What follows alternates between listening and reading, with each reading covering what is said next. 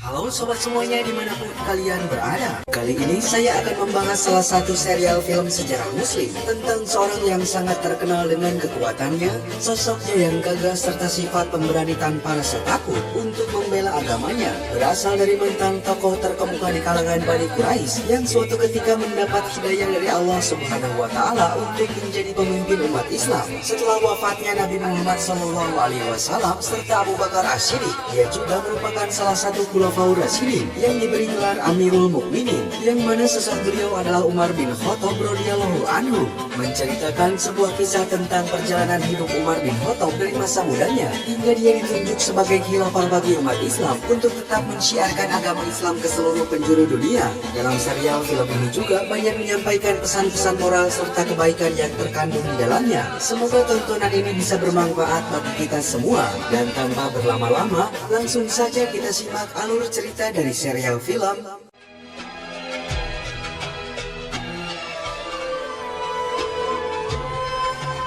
Bismillahirrahmanirrahim.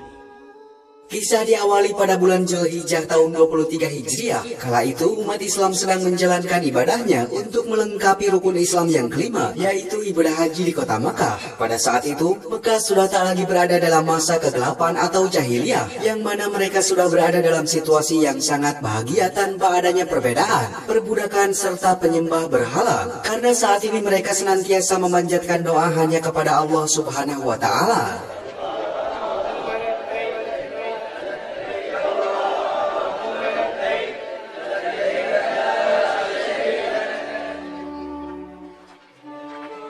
Pada masa itu pula umat Islam telah mampu bangkit dari keterpurukan pasca ditinggalkan oleh wafatnya Nabi Muhammad SAW serta Abu Bakar As-Siddiq. Dan dari kejadian itu, semua umat mengangkat Umar bin Khattab sebagai penerus untuk memimpin umat Islam ke jalan kebenaran. Dan dari sanalah gelar Amirul Mukminin juga diberikan kepadanya, hingga sebuah flashback dari sosok Umar bin Khattab semasa mudanya dimulai. Allahumma kaburat sinni. Bismillahirrahmanirrahim. Diceritakan pada masa itu, 6 tahun sebelum diutusnya Nabi Muhammad, Umar bin Khattab masih berusia muda yang mempunyai aktivitas sebagai penggembala unta. Unta-untanya tersebut dilepas liarkan di wilayah lembah Manjanan atas perintah ayahandanya yang bernama Al-Khattab bin Nufail.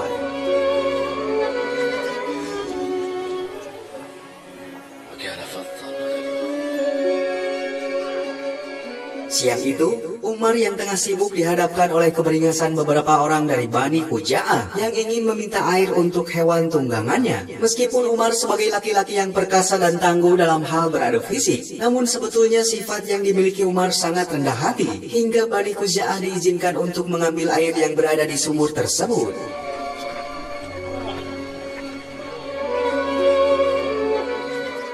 Setelah itu, sifat kebaikan Umar sebagai salah satu Bani Quraisy dari suku Adi terus diperlihatkan. Bahkan dia selalu menolong membawakan beberapa kayu bakar untuk diberikan kepada bibinya, yang kemudian hasil kerja kerasnya itu dibayar oleh beberapa makanan berupa kurma dan kismis.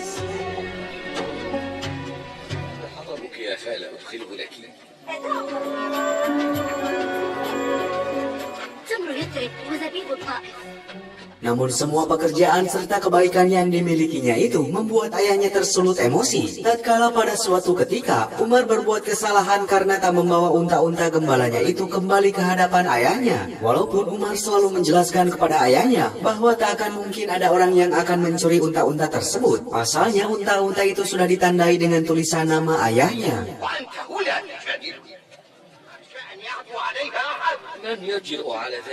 Akan tetapi ayahnya itu selalu merasa khawatir serta menegaskan bahwa meskipun suku Adi merupakan suku yang besar dari Bani Quraisy, namun suku mereka tak setenar seperti suku-suku lain yang berada di tanah Arab, termasuk Bani Makhzum dan Bani Hashim.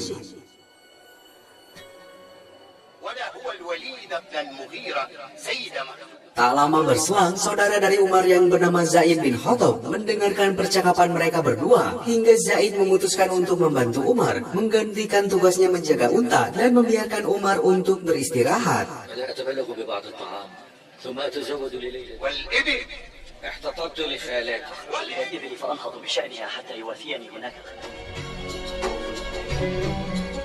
Keesokan harinya, Umar kembali dengan aktivitasnya sebagai penggembala unta, yang kemudian di saat yang sama dia dihampiri oleh saudaranya Zaid untuk memberikan sejumlah modal kepada Umar agar menyuruhnya menjadi seorang pedagang. Hingga atas kondisi itu, mau tak mau Umar terpaksa berhenti dari profesinya sebagai penggembala.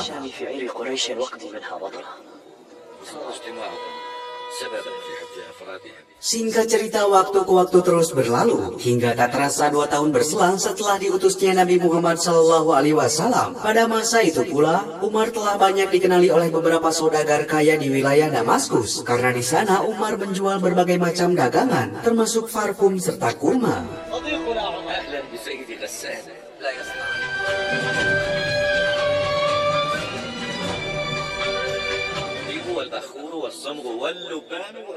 Akan tetapi di balik semua itu, ternyata sifat jujur yang dimiliki oleh Umar membuat seorang saudagar kaya menjadi tersulut emosi. Pasalnya Umar tak bisa diajak bernegosiasi dalam upaya memonopoli barang demi mencari keuntungan berlebih. Hingga atas kejadian itu pula Umar diajak berkeliling di kota untuk melihat bagaimana cara pedagang mencari untung di kota itu.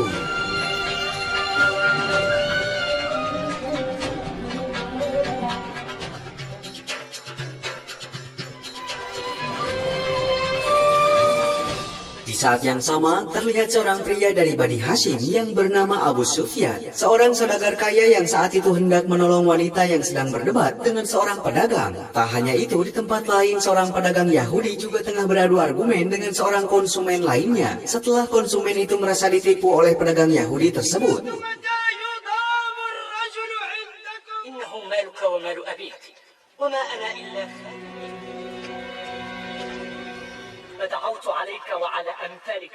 Saudagar kaya dari Mekah itu mencoba menengahi mereka, hingga dari perbuatannya itu, pedagang itu merasa dipermalukan. Bahkan dia mengucapkan sumpah serapahnya tentang adanya balasan dari Mesaya. Setelah melihat hal itu, seketika Umar memberitahukan kepada sahabat-sahabatnya tentang kepercayaan orang Yahudi yang senantiasa menunggu juru selamatnya datang.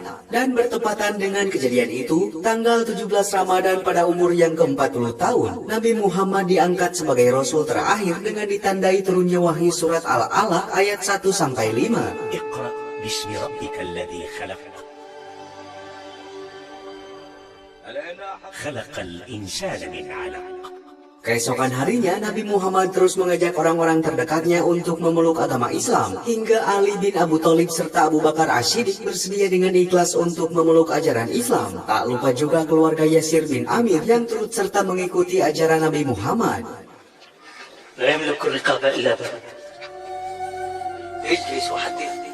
Dari sana pula, Abu Bakar mengajak sahabatnya, seorang saudagar kaya yang bernama Utsman bin Affan, untuk memeluk agama Islam. Dan setelah melihat maraknya orang-orang yang mengikuti ajaran Rasulullah itu, dengan segera Umar bin Khattab mendatangi pamannya yang bernama Amir bin Hisham, atau biasa kita kenal dengan Abu Lahab, untuk mengajak semua kaum Quraisy menjegal serta menentang agama yang dibawa oleh Nabi Muhammad.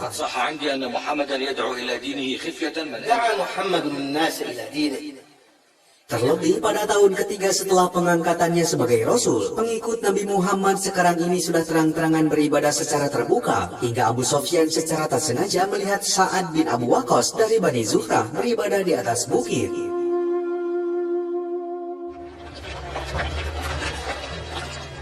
Dan kejadian itu membuat Abu Sufyan tersulut emosi, hingga dia berusaha memprovokasi orang-orang untuk menciptakan keributan, yang membuat dua kubu di antara mereka saling melempar batu satu sama lain dengan menggunakan kerikil-kerikil kecil.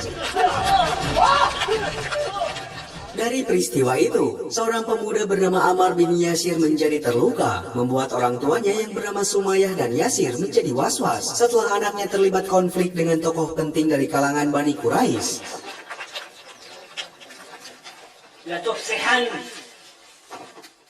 Pasalnya kejadian itu berbuntut pada ibunya yang bekerja pada salah satu petinggi Quraisy bernama Abu Lahab. Walaupun dengan sabarnya, Ammar bin Yasir terus mencoba menenangkan kedua orang tuanya dengan cara menyampaikan wahyu yang baru saja diturunkan kepada Nabi Muhammad yang berisikan Quran surat Ad-Duha ayat 1-11.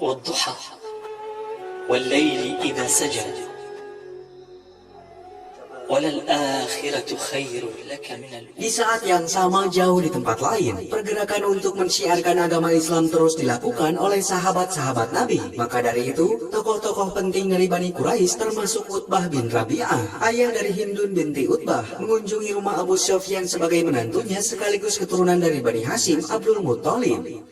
ولئن اتبعه بعضنا فابشر بما نحن نتجادل في أمر محمد.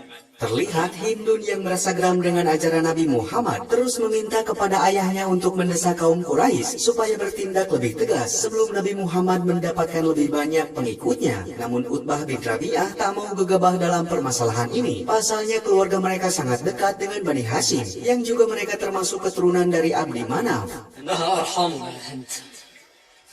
لا تنفخي في النار يا أهل. Sin berpindah ke sebuah tempat di mana arena pertarungan para budak belian diselenggarakan. Di sana terdapat para tokoh-tokoh penting Quraisy termasuk Umar bin Khattab. Di dalam pertarungan itu terlihat seorang sosok budak dari bangsa Abyssinia atau sekarang ini dikenal dengan negara Ethiopia bernama Abu Darsamah atau yang lebih dikenal dengan Wahsy yang merupakan budak dari Zubair bin Mut'im.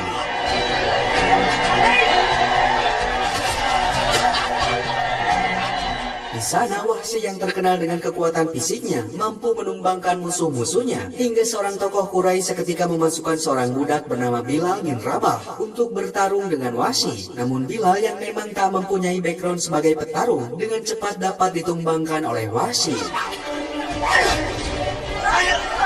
فإن صرعت فلك عندي جائزة.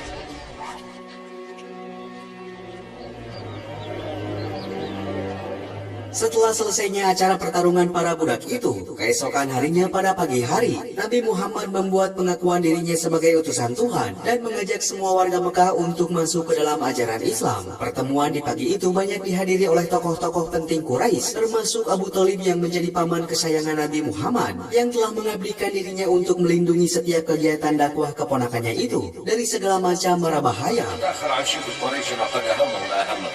وجوها مقفهرة وأخرى مربعة. Akan tetapi pamannya Nabi Muhammad yang bernama Abu Lahab menentang semua situasi itu, yang seketika itu menyerang Nabi Muhammad dengan sebuah perkataan sebagai tukang sihir. Walaupun ejekan itu tak didengarkan oleh sebagian Bani Hashim yang mendukung ajaran Islam, hingga dengan kejadian itu Abu Lahab mencap Bani Hashim sebagai musuh.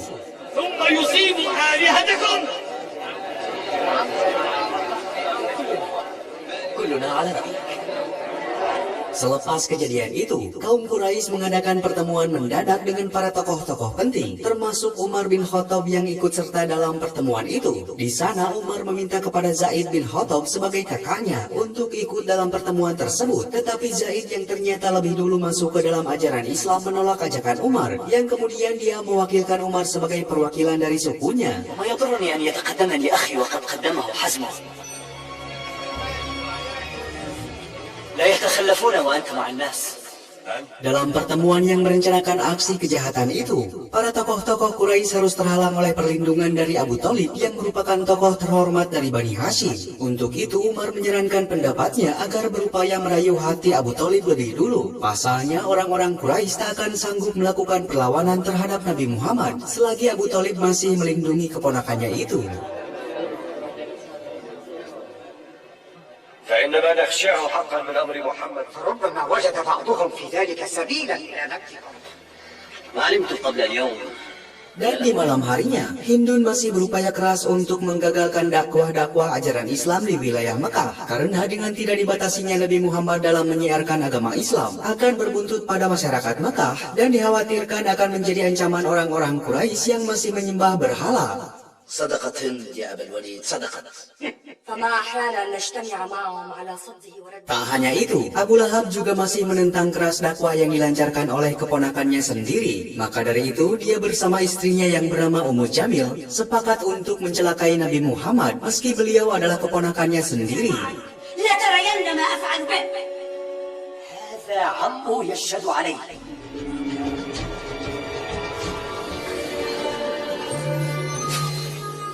Keesokan harinya di atas bukit, Abu Bakar yang masih menjadi sahabat terdekat Nabi Muhammad sedang berdakwah tentang kebenaran ajaran yang dibawa oleh Nabi Muhammad tentang apa yang telah dijanjikan Allah atas wahyu yang diturunkannya. Maka dari itu, Abu Bakar memberikan semangat agar terus mensyiarkan agama Islam kepada Bani Quraisy meskipun ancaman serta gangguan terus berdatangan. لا يحملنكم ما تجدون من عداء قريش اليوم ويغرنكم ما أنتم فيه اليوم من الضعف وقلة العدد. قد صدقنا نبينا يا أبا بكر. Pada malam harinya, Wahsy mendatangi Bilal yang terlihat masih kecewa atas perlakuannya. Pasalnya demi kebebasan sebagai budak, Wahsy tersegan-segan melukai Bilal yang masih merupakan orang terdekatnya. Dan dari perdebatan itu pula, Wahsy sudah melihat kecurigaan terhadap Bilal yang sudah tak pernah berada di tempat peristirahatannya. Namun dari pernyataan Wahsy tersebut, Bilal hanya diam 1000 bahasa. فمن رجل من قريش يرضى أن تقول إنك تقاربه في العقل. Pagi harinya kepala suku dari Bani Makhzum yang bernama Al-Wahid bil Al-Mudhirah beserta kaumnya mendatangi Abu Thalib untuk memintanya menghentikan dakwah Nabi Muhammad atau kaum Quraisy akan melawan Nabi Muhammad beserta Abu Thalib apabila mereka terus menyebarkan agama Islam di Mekah. حتى يأتيك أحد الطريقين فقلت لنا قولا جميلا ورددت نغمة. Suatu ketika setelah Utbah bin Rabi'ah pulang dari tempat pertemuan dengan para tokoh kaum Quraisy, secara tak terduga dia mendapati putranya sedang makan bersama dengan seorang budak bernama Salim. Melihat kejadian itu, Utbah langsung memarahinya karena perilakunya itu akan menjadi hal memalukan bagi keluarganya. Pasalnya keluarga Utbah merupakan keluarga terpandang dari Bani Quraisy. ومنازل من خلفوا وراءهم من أهلهم. ما كان ينبغي أن تكسر قلبه. شمس يطاعم عبده في إناء. Di saat yang sama, Abu Thalib berhasil memergoki Abu Lahab saat hendak melakukan aksinya untuk mencelakai Nabi Muhammad. Akan tetapi Abu Lahab yang juga menganggap musuh kepada Nabi tak menggubris perkataan Abu Thalib. Maka dari sana pula lah Nabi Muhammad menerima wahyu dengan turunnya Quran surat Al-Lahab ayat 1-5. تبت يدا أبي لهب وتب.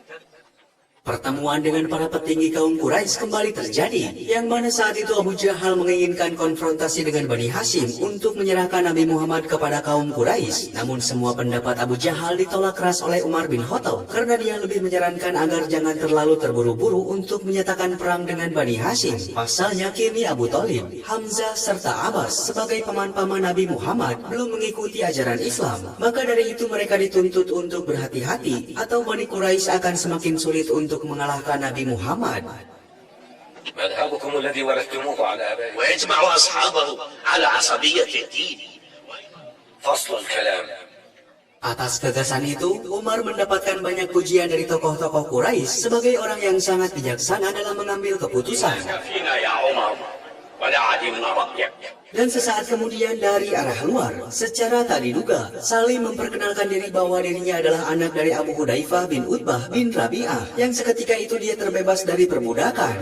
سالم بن أبي حذيفة. Dari kejadian tersebut, Bilal juga merasakan kegembiraan yang sama setelah mereka kini dibebaskan sebagai budak, meskipun para tokoh Quraisy mendapat kekecewaan. Dan dari sana pula Bilal akhirnya mengakui statusnya kepada Wahsy tentang dirinya yang sebetulnya telah memeluk ajaran Islam. تراني لو آمنت لمحمد غدا وما همني أنا من أمر محمد.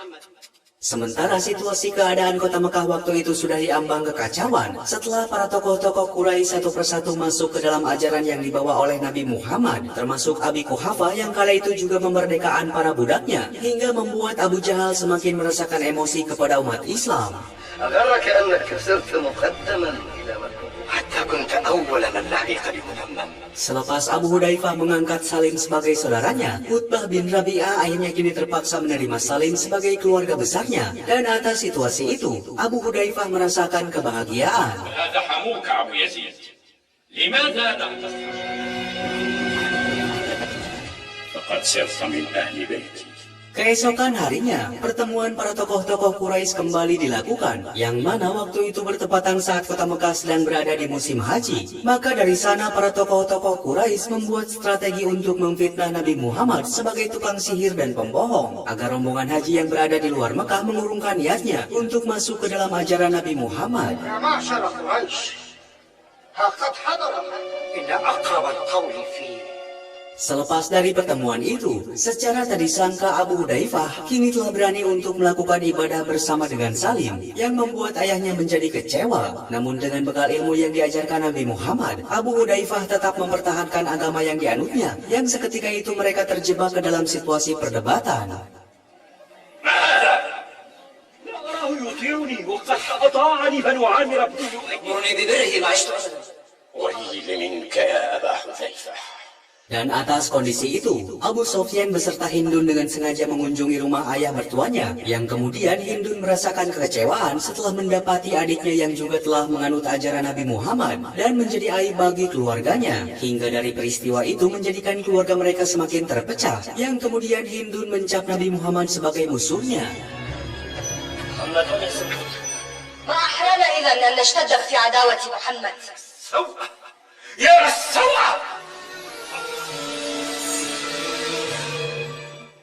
أيها Dari serangkaian kondisi yang terjadi di kota Mekah, kini para tokoh-tokoh Quraisy secara terang-terangan menghasut warga kota Mekah untuk melarang mereka masuk ke dalam ajaran Nabi Muhammad. Karena apabila mereka masuk ke dalam ajaran Islam, maka budaya jahiliyah bangsa Arab akan terhapus. Bahkan Abu Lahab sebagai paman Nabi Muhammad saat itu juga turut menyampaikan orasi-orasi yang menjatuhkan Nabi Muhammad. بل هو مذمم مذمم أن أستر عيبه عند وفود العرب ألا إنه لساحر يريد أن يصلح آباءنا ويعيش لا يضرك بسحره. Terlihat pada saat itu Umar bin Khattab memberikan pendapatnya kepada Abu Jahal agar tak selalu memusuhi Rasulullah, karena semua tindakan itu akan berkaitan kepada keluarganya yaitu Bani Hashim. Maka dari itu Umar menyarankan agar sebaiknya kaum Quraisy hanya memberikan ancaman kepada pengikut Rasulullah agar mereka kembali kepada budaya jahiliyah. وتثخن فيهم أو أن يرجعوا. يا معشر قريش Atas saran tersebut, para pemimpin Quraisy termasuk Utbah bin Rabi'ah akan mengunjungi kediaman Rasulullah untuk mencoba memberikan suap supaya ajaran Islam yang dibawa oleh beliau dapat segera dihentikan. لعله يقبل بعضها فنعطيه. Sesampainya di kediaman Rasulullah, Utbah bin Rabi'ah langsung memberikan sejumlah hadiah yang menggiurkan kepadanya. Namun Rasulullah yang tetap istiqomah dengan keyakinannya untuk terus menyebarkan agama Islam menolak hadiah tersebut, yang membuat usaha Utbah menuai kegagalan.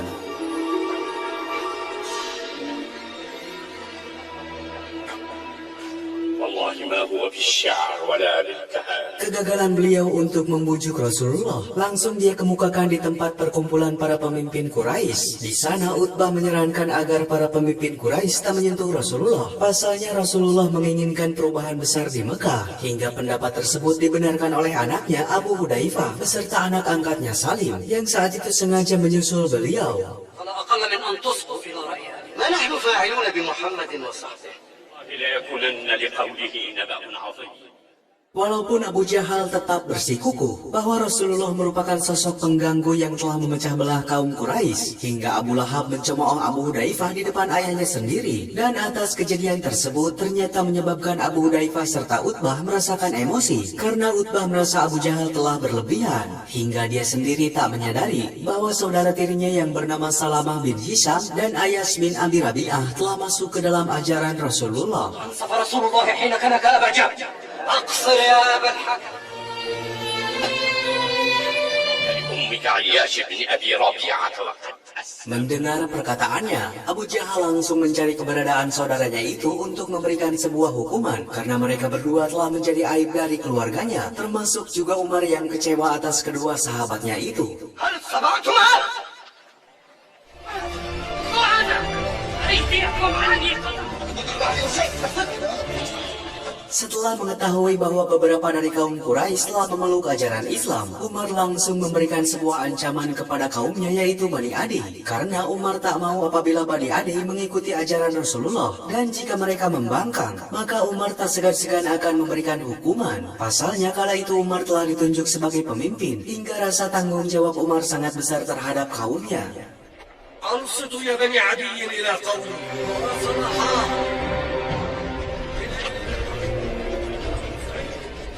ولكنه صعيد العذاب. Terlebih pada saat itu, Abu Jahal juga tak segan-segan mengintimidasi orang-orang yang telah masuk ke dalam ajaran Islam. Dia tak pandang bulu meskipun itu saudaranya, seorang bangsawan maupun budak yang bekerja pada orang-orang Quraisy. Hingga di saat yang sama, kaum Adi juga tak luput dari siksaan Umar. Setelah mereka diperingatkan, namun nyatanya mereka memutuskan untuk membangkang dan memilih memeluk ajaran Islam.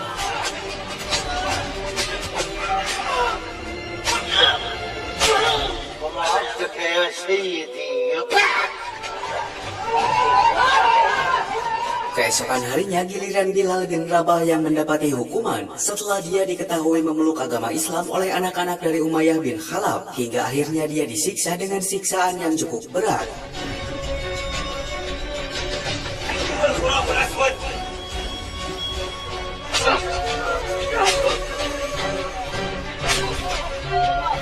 Tak hanya itu, Abu Jahal juga mendapati bahwa keluarga Yasir, salah satu keluarga petinggi Bani Quraisy, kini telah memeluk ajaran Islam. Informasi itu dia ketahui saat Umayyah membeberkan semuanya kepada Abu Jahal. Dan dari sana Abu Jahal mulai merasa khawatir serta malu atas semua tindakan yang selama ini dia lakukan.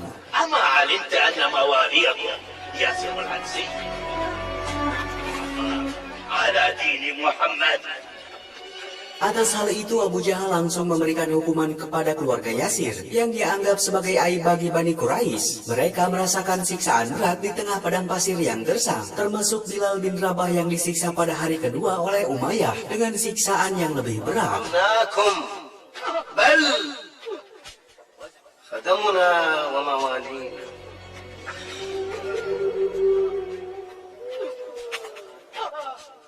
Kala itu Bilal dan keluarga Yasir dipaksa untuk meninggalkan akidahnya agar bisa kembali ke dalam budaya jahiliyah. Namun semakin mereka diberikan ujian berat, tanpa disadari akidah serta iman mereka semakin kuat untuk membela panji-panji Islam.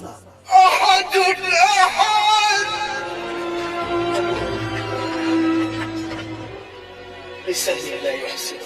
Atas hal itu, Bilal selalu berdoa kepada Allah Subhanahu wa Ta'ala untuk bisa terbebas dari perbudakan serta siksaan. Hingga akhirnya Allah Subhanahu wa Ta'ala mengabulkan doanya, yang pada saat itu Abu Bakar tiba-tiba datang untuk memerdekakan Bilal dari perbudakan Umayyah.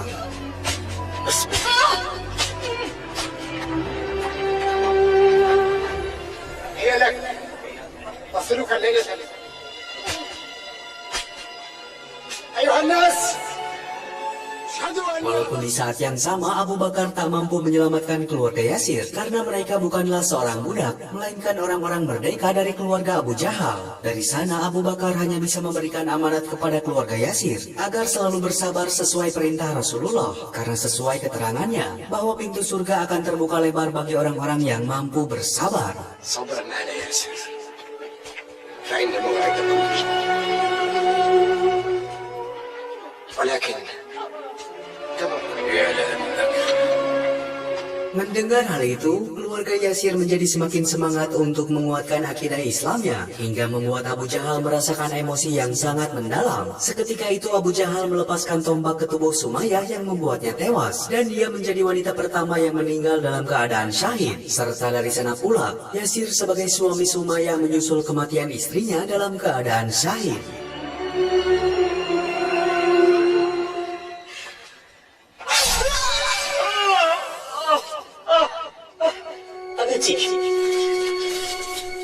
Melihat kedua orang tuanya yang telah meninggal, Ammar merasakan duka yang sangat mendalam. Namun Abu Jahal terus mendesak dan menyiksa Ammar dalam siksaan yang sangat keji. Hingga atas siksaan itu, membuat dirinya tak sengaja menyalahkan Rasulullah.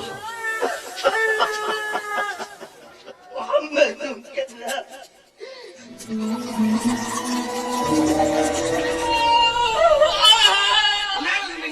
Mendengar hal itu, kaum Quraisy sangat bergembira saat mendengar bahwa seorang umat muslim ternyata berani menyalahkan Rasulullah. Walaupun sebetulnya Ammar sangat menyesali perbuatannya yang secara tak sadar telah mengeluarkan kata-kata yang tak pantas untuk diucapkan kepada Rasulullah.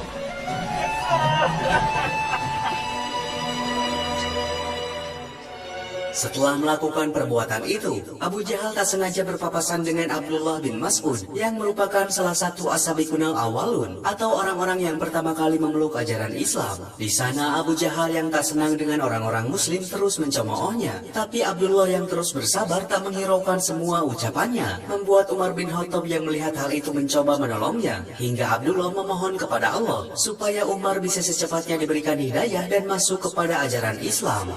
انظروا سيدي انظروا.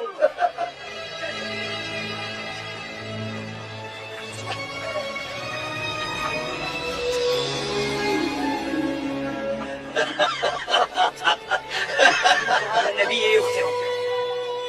Tak berselang lama Abu Bakar mencoba untuk memberikan pencerahan kepada umat muslim agar selalu bersabar dikala mereka mendapatkan ujian berat dari kaum Quraisy. Untuk itu Abu Bakar mempunyai suatu ide agar umat muslim mencoba untuk melantunkan ayat-ayat suci Al-Quran di tempat keramaian supaya semua warga Mekah dapat terbiasa dan perlahan bisa menerima agama Islam. كلما اشتد عليه قومه بالأذى وأن رسول الله قد بعث هاديا إلى لقد كنا في عزة ونحن مشركون. Mendengar usulan itu, Abdullah bin Mas'ud memberanikan diri melantunkan ayat-ayat suci Al-Quran, yaitu surat Ar-Rahman ayat 1-78 di depan pemimpin Quraisy. Walaupun selepas itu dia harus menerima siksaan yang cukup berat. الرحمن علم القرآن والإكرام فبأي آلاء ربكم.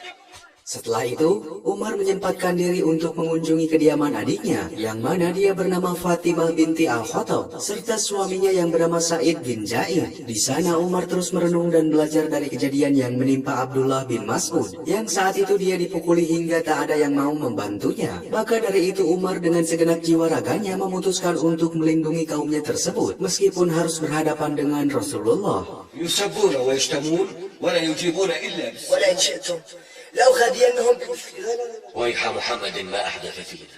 Tak berselang lama, kejadian tak mengenakan terjadi di depan Ka'bah setelah Abu Lahab serta pemimpin Quraisy melakukan tindakan kekerasan kepada Abu Bakar serta Rasulullah yang pada waktu itu sedang menciarkan agama Islam.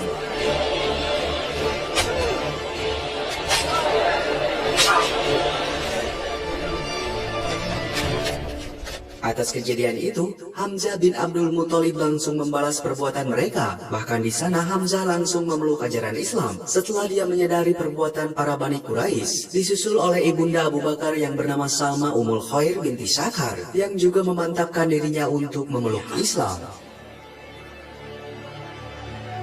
أشهد أن لا إله إلا الله. أتشتمه وأنا على دينه؟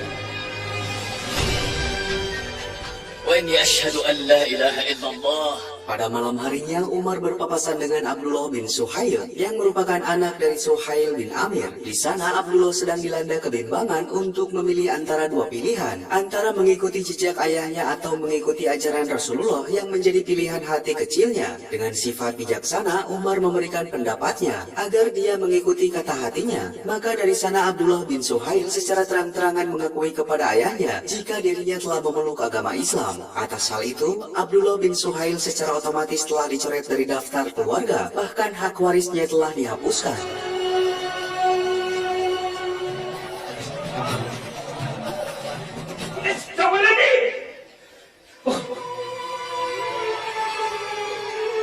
Pada masa itu, kekerasan kepada umat Islam terus terjadi di kota Mekah. Maka dari itu, Rasulullah memberikan amanah kepada umatnya agar berhijrah ke kota Abisinia, yang sekarang ini menjadi negara Ethiopia. Kala itu, kota Abisinia dipimpin oleh seorang raja yang sangat bijaksana bernama Najasyi. Dia adalah penguasa kerajaan Aksum pada periode 614 sampai 631 Masehi.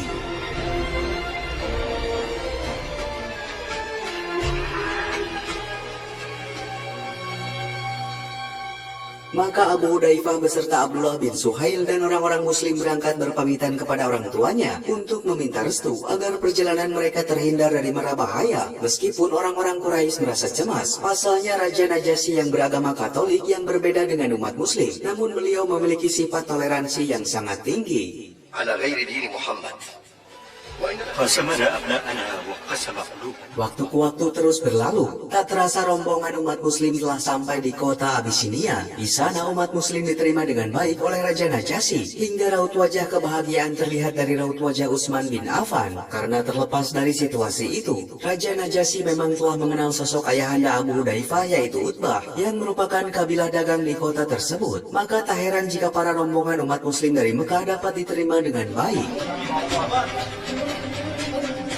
لو يقيم معي فما فعل؟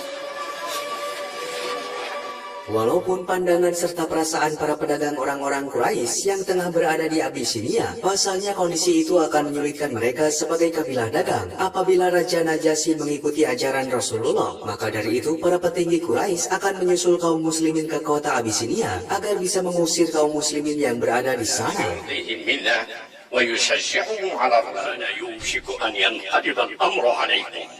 الآن يا معشر قريش عرفتم خطأ. Beberapa waktu setelah Hamzah menyatakan diri untuk masuk Islam, tak lama kemudian Umar dikagetkan dengan masuknya Fatimah serta suaminya Sa'id bin Zaid ke dalam ajaran Islam setelah dia diberitahu oleh orang-orang Quraisy. فقد والله أسلما وتابعا محمدا على دينه.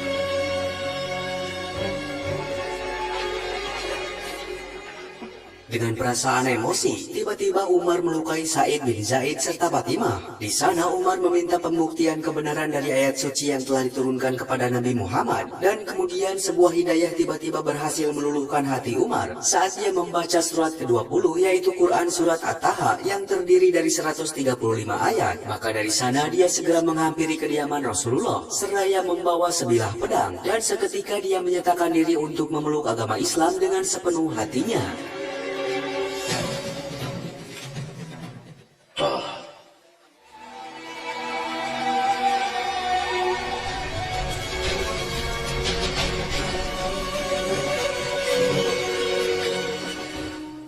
وبما جئت به. Setelah Umar bin Khattab memeluk agama Islam, maka saat ini Umar berniat untuk menjadi pelindung bagi kaum muslimin dari tindakan jahat orang-orang Quraisy, hingga secara tegas dia memberitahukan secara terang-terangan kepada para pemimpin Quraisy, yang seketika itu mereka menjadi terperangah seraya merasakan ketakutan. اعلموا أني قد أسلمت. أما علمت أني أسلمت؟ أما علمت أني أسلمت؟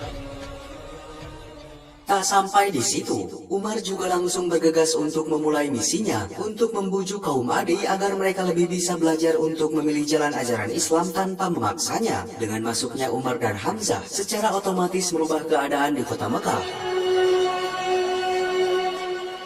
أن الله سبحانه وتعالى لقد والله عز محمد وأصحابه.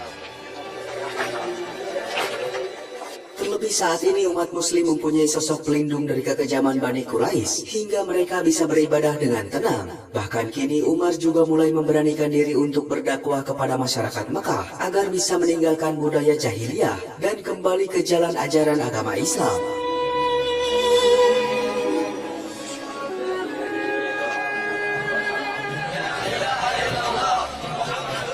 Atas kejadian itu, kaum Quraisy yang saat itu sudah hampir putus asa untuk menghentikan dakwah Rasulullah merubah strateginya, yaitu dengan cara meminta Rasulullah untuk bisa menunjukkan mukjizatnya sebagai bukti kerasulannya. Akan tetapi Umar seketika berbicara kepada pemimpin Quraisy karena dia meyakini bahwa mereka akan tetap menolak dan tetap tak akan percaya jikapun Rasulullah menunjukkan mukjizatnya dan hanya akan dianggap omong kosong serta tipuan ataupun sihir. تلك الآيات التي أردتم أن تعجزوا بها، فكيف بمن غاب عنها؟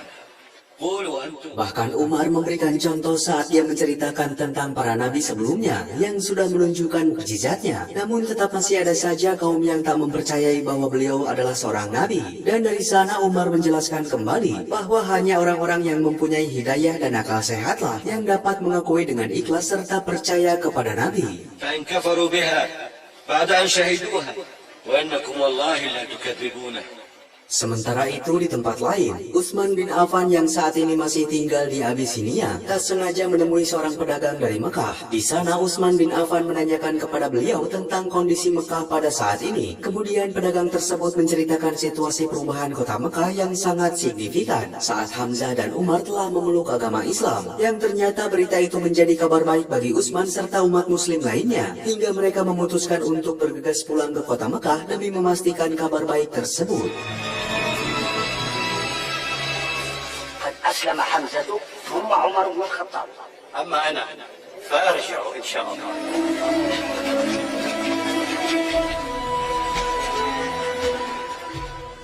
Kepulangan sebagian umat Islam dari tanah Abisinia menjadi momen yang sangat mengharukan bagi mereka, termasuk Abdullah bin Suhail yang saat itu langsung disambut oleh keluarga kecilnya. Namun pada keesokan harinya, Abdullah bin Suhail harus menerima hukuman setelah ayahnya memutuskan untuk mengurungnya karena keputusannya untuk memeluk ajaran Islam. Hingga kini dia menjadi aib bagi keluarganya. Tak hanya itu, Abu Jandal yang merupakan saudara dari Abdullah bin Suhail juga terpaksa harus menerima hukuman setelah dirinya mengakui telah memeluk agama Islam.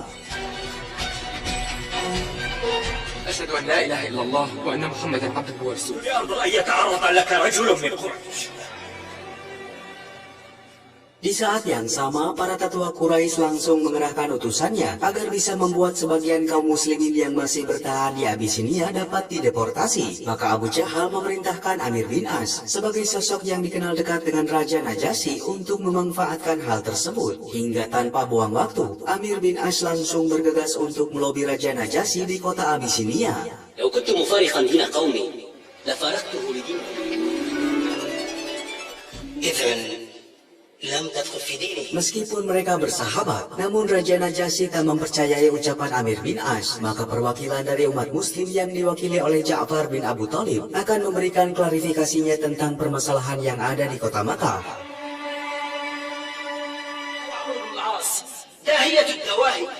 Dengan menceritakan pada masa jahiliyah sampai datangnya Rasulullah, Ja'far bin Abu Thalib secara detail menggambarkan bagaimana orang-orang Quraisy bertindak sesuka hatinya, mencelakai umat muslim sampai mereka berhijrah ke Abisinia agar bisa mencari perlindungan sesuai amanah dari Rasulullah. Tak sampai di situ, Ja'far bin Abu Thalib juga membacakan ayat suci Al-Quran yang berisikan surat Maryam ayat 7 sampai 15.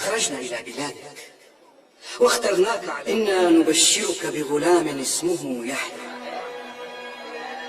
Mendengar lantunan ayat tersebut yang berisikan doa Nabi Zakaria saat meminta keturunan kepada Allah, membuat Raja Najasyi meneteskan air matanya, yang mana ayat suci itu terlihat sangat mirip seperti apa yang pernah disampaikan oleh Nabi Isa sesuai keyakinan orang-orang Katolik, hingga usaha dari Amir bin As untuk memulangkan orang-orang muslim menuai kegagalan.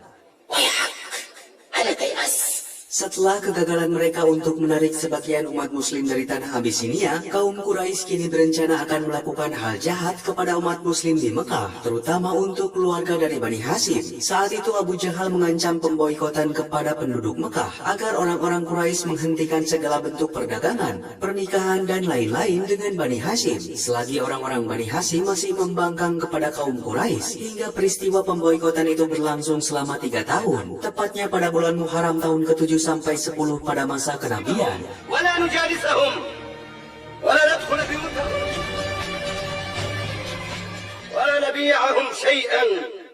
Dari situasi itu, rasa kecemasan terasa kepada Abu Thalib yang mengkhawatirkan Rasulullah. Maka dari itu Abu Thalib menyarankan kepada Hamzah dan Umar agar memerintahkan siapa saja dari kalangan umat muslim untuk menyamar, menggantikan posisi Rasulullah di tempat di mana dia beristirahat.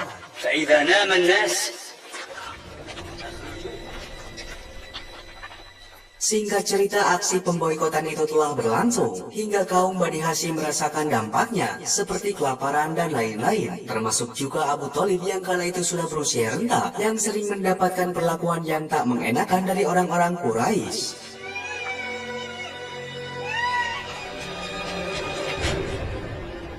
Dari sana Abu Thalib yang mengkhawatirkan kondisi Rasulullah meminta kepada anaknya yang bernama Ali bin Abu Thalib untuk tinggal bersama Rasulullah sampai kondisi di kota Mekah kembali stabil. Terlepas dari peristiwa pemboikotan kepada kaum muslimin beserta Bani Hashim, sebagian orang-orang yang memiliki kedekatan dengan Bani Hashim merasa kecewa dengan keputusan yang sepihak dari para pemimpin Quraisy hingga mereka akan membawa surat pemboikotan tersebut sebagai tanda ketidakadilan.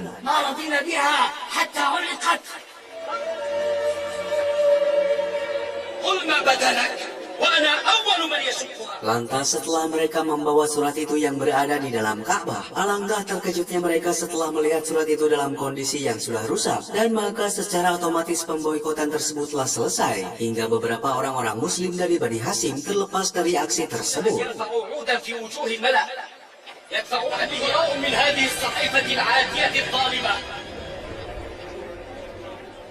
Namun setelah kejadian tersebut, Abu Thalib harus terkapar di tempat peristirahatannya hingga dirinya harus menghembuskan nafas terakhirnya, yang seketika itu Rasulullah merasakan duka yang sangat mendalam.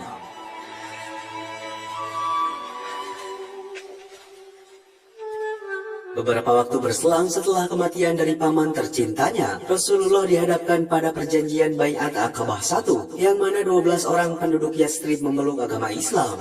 وجددنا وإياهم البيعة على ما تشترط ولكن أرسل معنا رجلا من أصحابك. Memasuki bulan haji tahun 13 Hijriah, sekumpulan orang-orang Yathrib telah memasuki Mekah untuk melaksanakan ibadah haji. Dan setelah mereka melaksanakan ibadahnya, paman Rasulullah yang bernama Abbas bin Abdul Muthalib meminta kepada penduduk Yathrib untuk menjaga Rasulullah seperti orang-orang Bani Hashim yang menjaganya sebaik mungkin. Karena saat mendengar Rasulullah akan berhijrah ke Yathrib, Abu Jahal serta kawannya mempunyai suatu niatan yang buruk kepada Rasulullah untuk membunuhnya. Ketika Rasulullah hendak keluar dari kediamannya, namun niatan itu menuai kegagalan setelah Ali bin Abu Thalib menggantikan posisi Rasulullah di tempat di mana dia sedang beristirahat.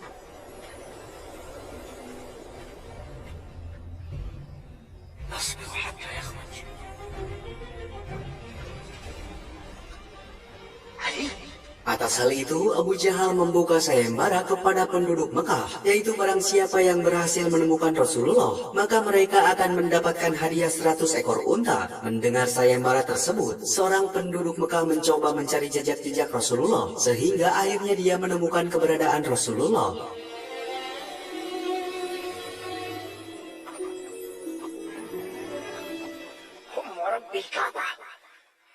Tak berselang lama, niatan dari seorang penduduk Mekah tersebut urung terjadi setelah Rasulullah menjanjikan berupa hadiah dari kerajaan Persia. Hingga dari kejadian itu, Rasulullah serta Abu Bakar dapat meninggalkan Mekah dalam keadaan aman.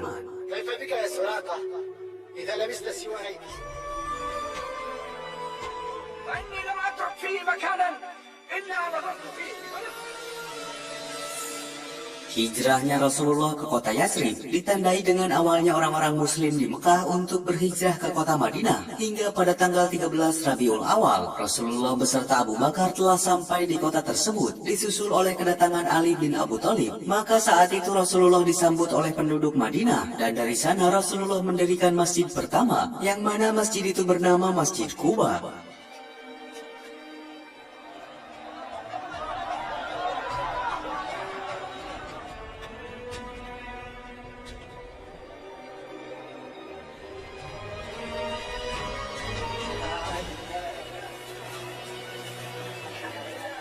Singkat cerita, pengerjaan masjid umat muslim telah rampung dilaksanakan. Maka seketika itu, Bilal bin Rabah ditunjuk oleh Rasulullah mengumandangkan azan untuk pertama kalinya. Mendengar seruan azan yang dilantangkan oleh Bilal, tokoh-tokoh muslim langsung berbondong-bondong berdatangan ke masjid untuk menyaksikan Bilal.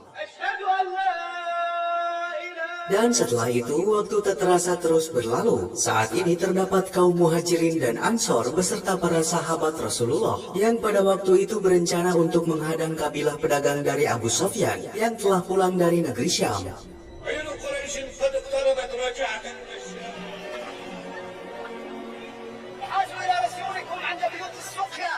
Hal ini dilakukan karena orang-orang Quraisy diketahui telah menjarah barang-barang orang muslim yang berhijrah ke Madinah. Maka dari itu Rasulullah memutuskan untuk mengambil kembali hak-hak orang muslim dari tangan kaum Quraisy.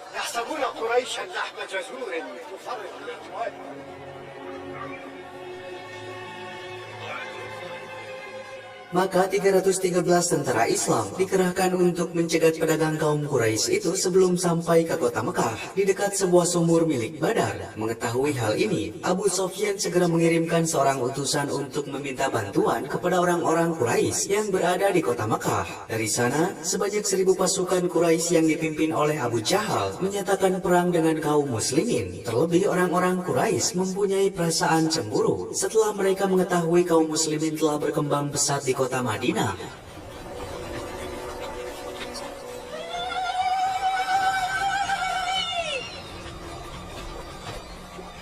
Akhirnya kedua kubu yang berbeda keyakinan tersebut dipertemukan di sebuah tempat yang berdekatan dengan sumur Badar pada tanggal 17 Ramadan tahun 2 Hijriah pada pagi hari, dan peristiwa itu dikenal sebagai Perang Badar.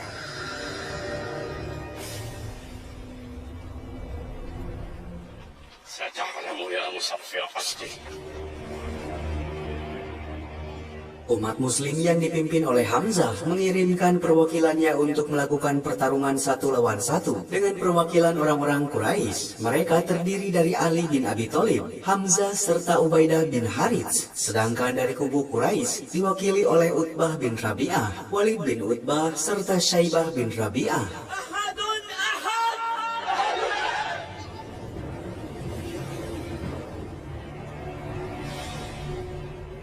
Dan setelah sekian lama, pertarungan itu akhirnya terjadi. Ali bin Abi Thalib yang kala itu masih berusia 25 tahun, dengan membawa pedang Zulkarnain, berhasil menumbangkan Walid bin Utbah, disusul dengan gugurnya Utbah bin Rabi'ah setelah dikalahkan oleh Hamzah. Sedangkan Syaibah bin Rabi'ah harus tewas di tangan Ubaidah bin Harits, meskipun Ubaidah juga harus mendapatkan luka yang cukup hebat, yang juga menyebabkan Ubaidah harus tewas dalam keadaan syahid.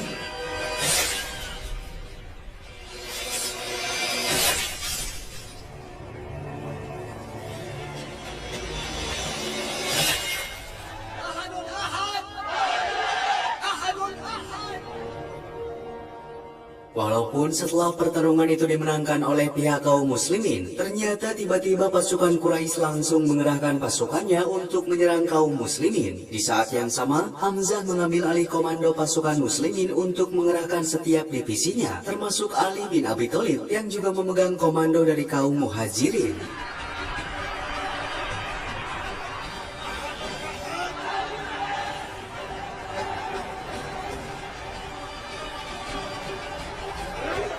Kala itu pasukan pemanah dari kaum muslimin berhasil menumbangkan pasukan Quraisy satu persatu, hingga beberapa orang dari pemimpin kaum Quraisy juga dapat dilumpuhkan, termasuk Abu Jahal yang kala itu langsung sekarat akibat luka parah yang bersarang di tubuhnya.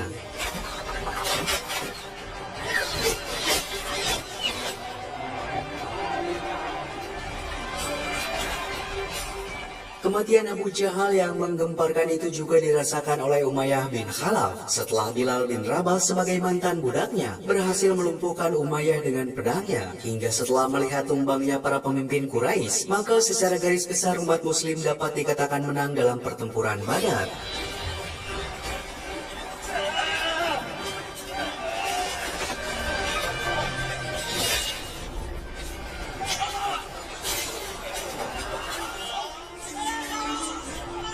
Kejadian peperangan itu ternyata mampu membuka pandangan para petinggi Bani Quraisy, termasuk saudara dari Khalid bin Walid, yaitu Walid bin Al-Walid bin Al-Bukhirah. Beliau melihat tentang ajaran Islam yang mengajarkan tentang kebaikan terhadap tawanan perang, hingga dia menyatakan diri untuk masuk kepada ajaran Islam.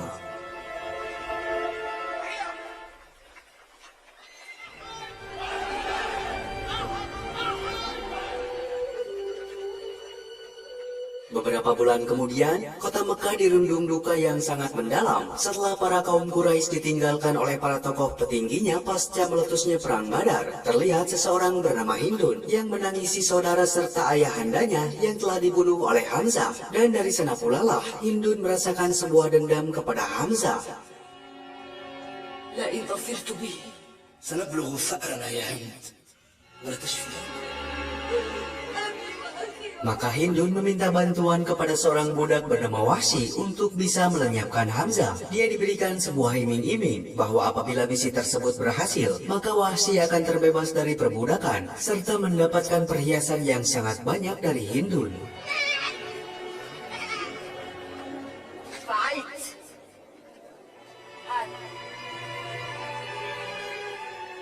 استطعت أن تقتله Tak mau kehilangan kesempatan, Wahsy langsung menyetujui kesepakatan itu. Hingga singkat cerita pada tanggal 7 Syawal tahun 3 Hijriah, meletuslah perang Uhud yang dikomandoi oleh Abu Sufyan dari kaum Quraisy, sedangkan dari kaum muslimin masih dipimpin oleh Rasulullah.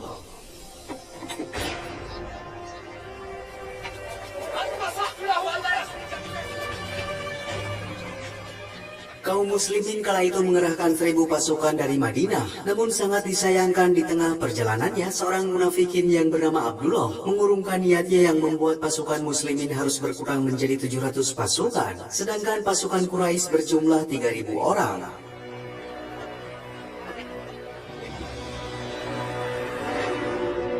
Dalam peristiwa perang Uhud tersebut, di sana Rasulullah memerintahkan kepada pasukan pemanah yang berkisar 50 orang untuk tetap bersiaga di atas bukit meskipun dalam situasi apapun. Karena saat itu kaum Quraisy mengusung misi balas dendam setelah kekalahan perang Badar, hingga mereka segera mengerahkan pasukannya untuk menyerang kaum muslimin.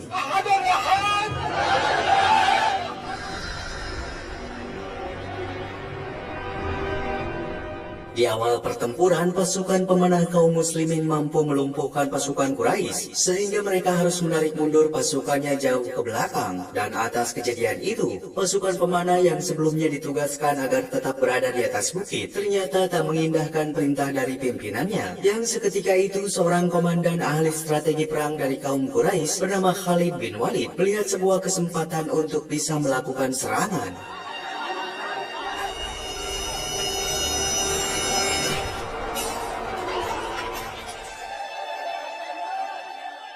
Khalid bin Walid langsung memerintahkan pasukan berkudanya agar memutari bukit Uhud, hingga pasukan muslimin yang sedang terlena atas mundurnya kaum Quraisy seketika tercengang setelah pasukan Khalid bin Walid menyerang dari arah belakang secara mendadak, hingga pasukan muslimin banyak yang berguguran.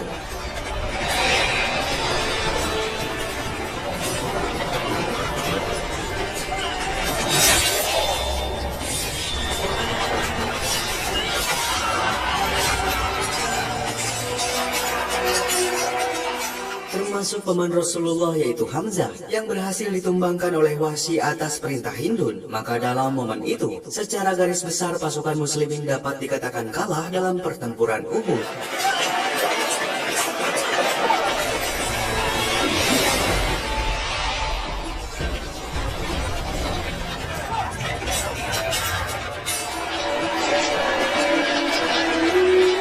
Dari kejadian itu pula, Wahsy dapat terbebas dari statusnya sebagai budak, serta mendapatkan perhiasan yang sangat melimpah setelah dia berhasil melakukan kesepakatan yang diminta oleh Hindun. Namun kebahagiaan Wahsy tak bertahan lama, pasalnya dia ternyata masih dianggap sebagai budak yang dipandang secara hina oleh orang-orang Mekah. Hingga dengan kejadian itu, Wahsy merasakan sakit hati kepada penduduk Mekah. انظر طريقك أيها العبد. ألا ترانا مجتمعين في نادينا نخوض فيما يشغل قومنا؟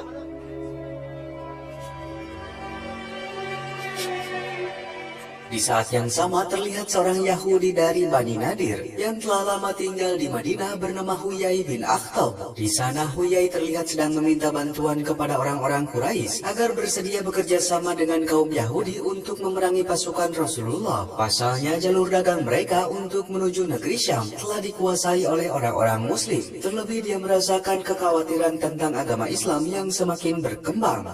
فإن رأوا عديدنا واطمأنوا إلى تفوقنا أما غطفان فعقدناهم على Tak hanya itu, Huyai juga akan melakukan negosiasi dengan kaum Guthafan yang dipimpin oleh Uyainah bin Hisni Fazari dengan memberikan sogokan berupa pemberian kurma Khaybar selama 1 tahun agar mereka mau bersedia memerangi umat Muslim.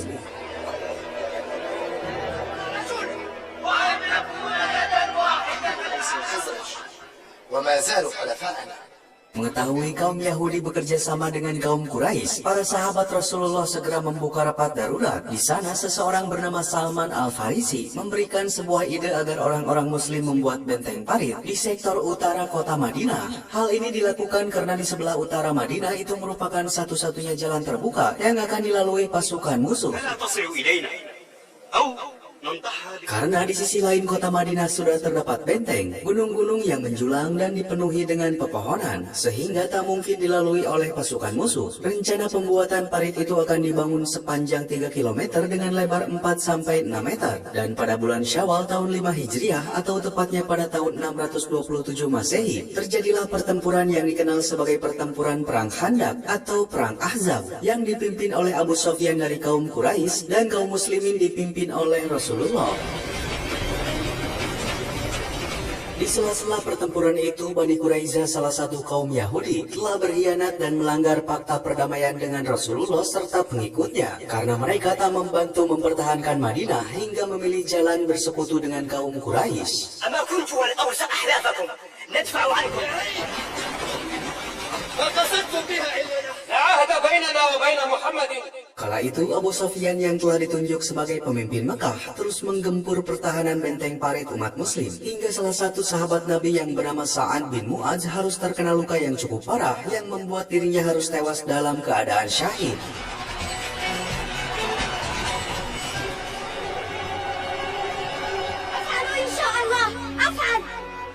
Dan setelah 27 hari menggempur benteng parit umat muslim, Abu Sufyan harus terpaksa menarik mundur pasukannya dikarenakan cuaca yang tak mendukung akibat badai gurun yang tiba-tiba menerjang kawasan itu. Dan secara garis besar pasukan muslim dapat memenangkan Perang Khandaq. ارتحلوا ارتحلوا إني مرتحل.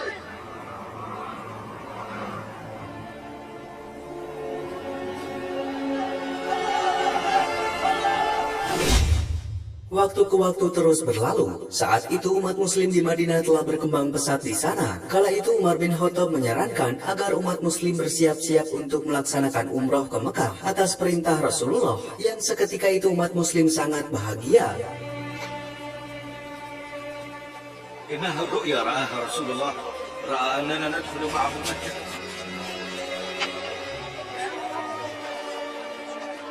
Keesokan harinya, umat muslim berbondong-bondong pergi ke Mekah untuk menjalankan ibadah sesuai perintah dari Allah Subhanahu wa Ta'ala. Namun di saat yang sama, tiba-tiba kaum Quraisy menghadang umat Islam di suatu wilayah yang bernama Hudaybiyah, karena mereka masih merasakan sakit hati pasca kekalahan mereka di Perang Khandaq. Terlebih saat ini mereka mencurigai umat muslim akan melakukan penyerangan ke kota Mekah. Maka dengan kejadian itu, Rasulullah dan sebagian perwakilan Quraisy menyepakati sebuah perjanjian yang dikenal dengan Perjanjian Hudaybiyah, yang terjadi pada bulan Zulqa'dah tahun 6 Hijriah.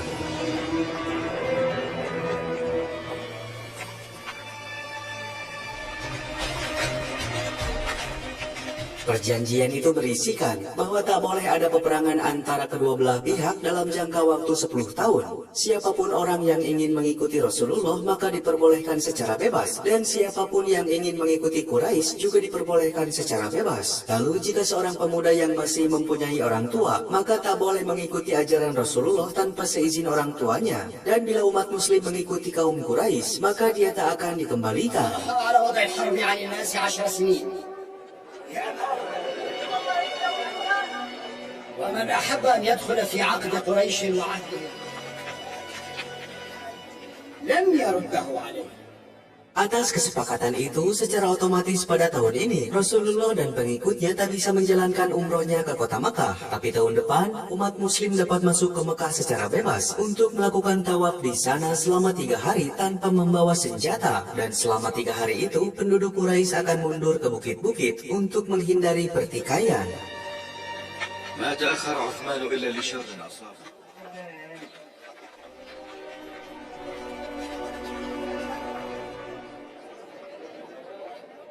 Secara garis besar perjanjian Hudaybiyah menguntungkan Rasulullah. Pasalnya sebagian orang-orang muslim yang ditahan oleh orang-orang Quraisy dapat dibebaskan. Bahkan dakwah umat muslim semakin meluas hingga seluruh Jazirah Arab. Hingga semenjak penandatanganan perjanjian ini, jumlah pemeluk agama Islam semakin meningkat, termasuk Raja Najasyi setelah utusan Rasulullah mengirimkan surat kepada beliau.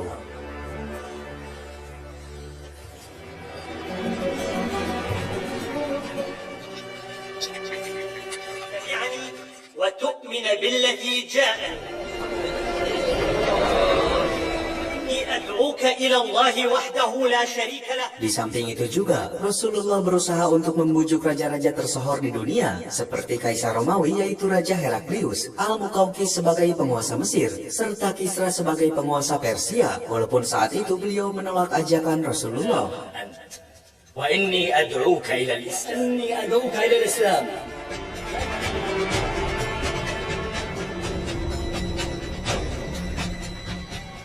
أفتبايعني له على الإسلام؟ Dan di saat yang sama pada tahun 8 Hijriah, perjanjian Hudaibiyah akhirnya resmi dibatalkan oleh kaum Quraisy. Pasalnya Bani Bakir yang merupakan sekutu Quraisy menyerang Bani Khuza'ah yang masih menjadi sekutu umat muslim. Hingga peristiwa itu berdampak pada terjadinya peristiwa Fatu Makkah, di mana Nabi Muhammad SAW memimpin 10.000 pasukan dari Madinah ke Mekah. Dan sebelum terjadinya perang itu, Rasulullah yang selalu mendoakan Khalid bin Walid untuk memeluk ajaran Islam akhirnya dikabulkan. Maka dengan masuknya Khalid bin Walid, maka umat muslim telah mendapatkan sosok seorang jenderal besar yang kemudian dia dijuluki sebagai pedang Allah. الوليد دخل مع النبي في عمرته فإني لم أرى أعجب من ذهاب رأيك عن الإسلام. Pada hari Jumat tanggal 20 Ramadan di tahun ke-8 Hijriah, akhirnya kota Mekah jatuh ke tangan kaum muslimin tanpa pertumpahan darah sedikit pun. Kaum muslimin berhasil menghentikan budaya jahiliyah dan menghancurkan patung-patung berhala. Terlepas dari situasi tersebut, kaum Quraisy dihadapkan pada dua pilihan, antara masuk ke dalam agama Islam atau pergi dari Mekah. Maka dari peristiwa itu pula, orang-orang Quraisy berbondong-bondong untuk masuk ke dalam agama Islam, termasuk Abu Sufyan, Hindun binti Utbah, Ikrimah bin Abu Jahal, serta Amir bin Ash. أشهد أن لا إله إلا الله والقلب يهد. بايعت يا أبا حذيفة.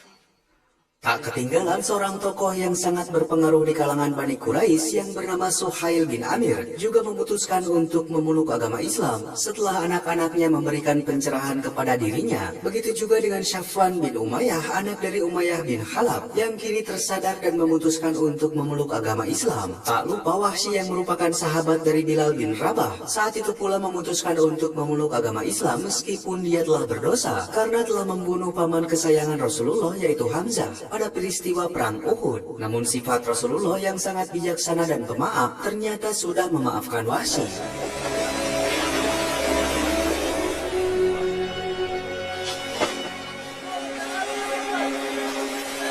استأمنته لك فأمنك فارجع معي إليه.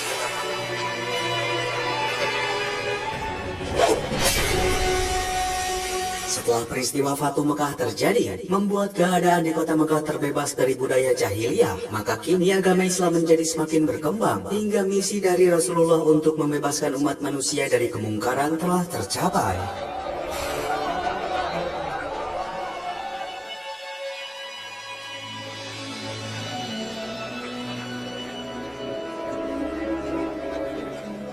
Pada bulan hajinya yang terakhir, Nabi Muhammad SAW menyampaikan sebuah khutbah terkenal yang disebut sebagai khutbah perpisahan atau khutbah wada di Gunung Arafah yang berada di sebelah timur kota Makkah. فيسألكم عن أعمالكم أيها الناس إن دماءكم. Tak lama setelah itu, Nabi Muhammad mulai menderita sakit yang cukup parah. Tepatnya pada tanggal 29 bulan Syafar tahun 11 Hijriah, Nabi mengalami sakit kepala dan demam tinggi selama beberapa waktu. Setelah pulang dari ibadah haji untuk pertama dan terakhirnya, kondisi ini terus dialami Rasulullah selama kurang lebih 14 hari. أخي ما بال رسول الله قد أبطأ في خروجه الليل؟ قد اشتد به وجعه. Walaupun begitu, selama 11 hari berturut-turut, Nabi masih menyempatkan diri untuk mengimami sholat berjamaah. Namun pada saat Rasulullah sudah tak kuasa menahan sakitnya, Umar bin Khattab ditunjuk untuk menggantikan posisinya pada saat sholat Asyar. صليت بالناس العصر ظنا أن رسول الله والله ما ظننت حين أمرتني. Dan tak berselang lama, semua raut wajah umat muslim berubah menjadi tangisan setelah Rasulullah dinyatakan telah meninggal dunia pada hari Senin, tanggal 8 Juni tahun 632 Masehi, tepat di rumah istrinya Aisyah pada usia 63 tahun. Dan jasad Rasulullah disemayamkan di kompleks Masjid Nabawi di kota Madinah.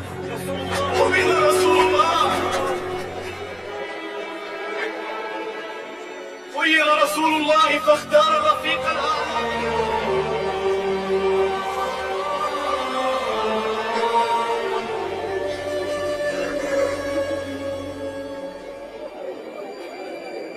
Setelah wafatnya Rasulullah, kaum Ansor mencoba mengadakan pertemuan untuk mencari pengganti Rasulullah dari kalangan kaumnya sendiri. Mendengar hal itu, Umar serta Abu Bakar mencoba untuk meredakan situasi tersebut. Hingga dari sana Abu Bakar dibaiat untuk menjadi penerus Rasulullah, yang secara otomatis merubah sistem yang ada menjadi kekhalifahan.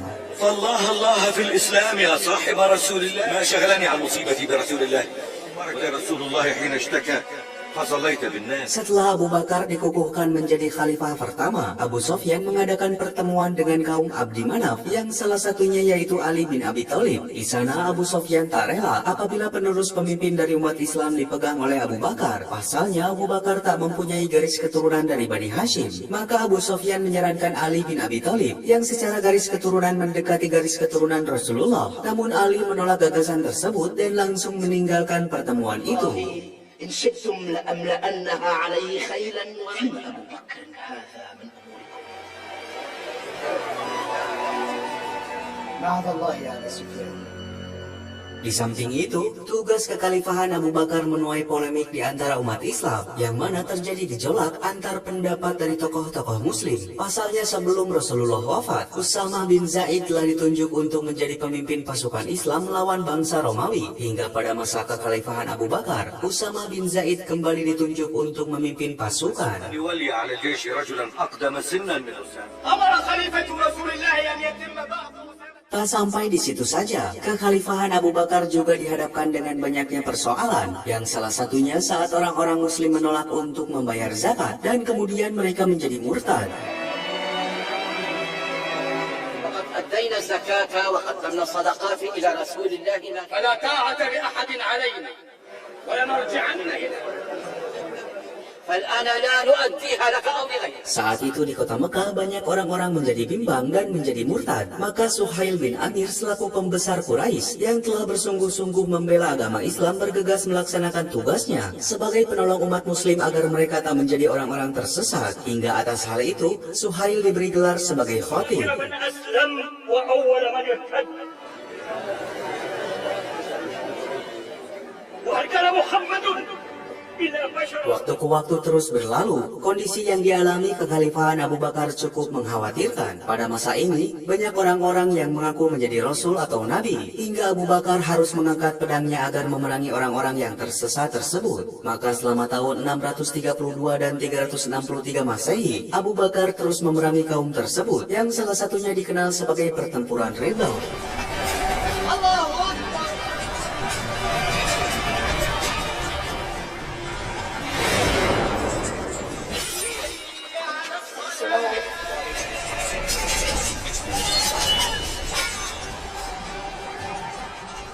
Beberapa waktu kemudian, di sebuah wilayah Irak yang dihuni oleh Bani Taglib, terdapat seorang wanita yang berprofesi sebagai dukun bernama Sajjah binti Al-Haris dari Bani Tamim. Di sana dia menyatakan diri sebagai nabi dari kalangan perempuan setelah dia meninggalkan agamanya terdahulu, yaitu agama Nasrani. كان كذلك فلا يطمع بي أبدا. وقد جعلوا جائزة لمن يقدر على انتظاره. Kemudian setelah Sajjah mendapatkan pengakuan dari pendukungnya, maka dia memberanikan diri untuk berangkat ke Madinah guna memerangi Khalifah Abu Bakar. Di sisi lain, pasukan Muslim yang dipimpin oleh Khalid bin Walid sedang menghadapi pasukan dari Nabi palsu yang bernama Tulaihah al-Asadi pada tahun 632. Hingga singkat cerita, pasukan Muslimin dapat mengalahkan pasukan Murtadin. Walaupun dari peristiwa tersebut, Tulaihah berhasil melarikan diri ke negeri Syam.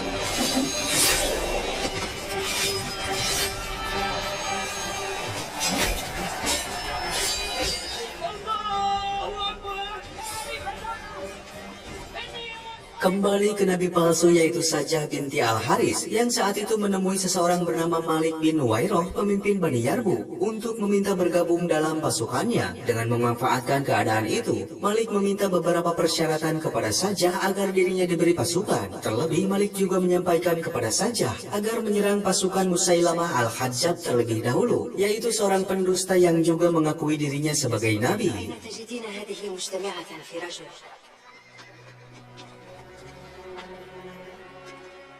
والله ما ينطقك إلا الغيرة. Atas saran yang diberikannya itu, Sajjah binti Al-Haris langsung menemui pimpinan Musailamah Al-Hajjaj dari Bani Hanifah di wilayah Yamama yang sekarang menjadi wilayah administratif kota Riyadh. Di sana Sajjah binti Al-Haris menyerukan untuk mengacungkan senjata, namun Musailamah memilih untuk bernegosiasi dengan jalan damai.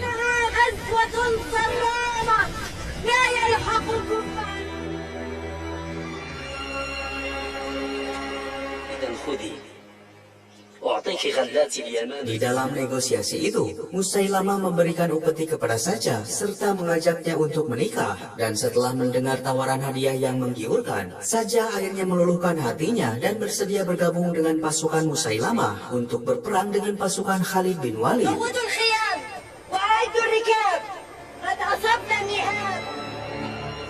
Atas hal itu juga, Sajjah memilih membatalkan kesepakatan dengan Malik secara sepihak. Maka secara emosional, Malik harus menerima kenyataan pahitnya. Pasalnya Malik tengah diburu oleh pasukan Khalid bin Walid setelah dirinya didapati telah membangkang. Dan atas hal itu, Khalifah Abu Bakar meminta kepada Khalid untuk membunuh Malik.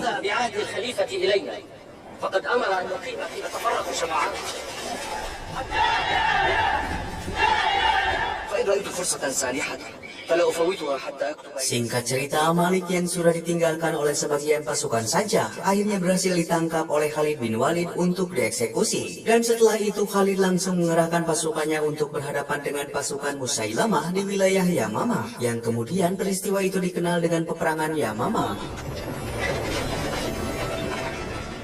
Allahu Akbar. وإني بعثت إليكم جيشا من المهاجرين. Tanpa buang waktu, peperangan untuk membasmi nabi palsu akhirnya pecah. Dari pertempuran itu, pihak muslim banyak yang jatuh berguguran, termasuk para penghafal Al-Quran seperti Salim, anak dari Abu Hudzaifah, dan juga Abu Hudzaifah sendiri yang tewas dalam keadaan syahid. Tak hanya itu, anak dari pembesar Quraisy Suhail bin Amir juga harus gugur. Hingga setelah melihat para syuhada berguguran satu persatu, Khalid terus menekan pasukan Musailamah, sampai mereka akhirnya bisa memojokkannya ke dalam benteng Bani Hanifah.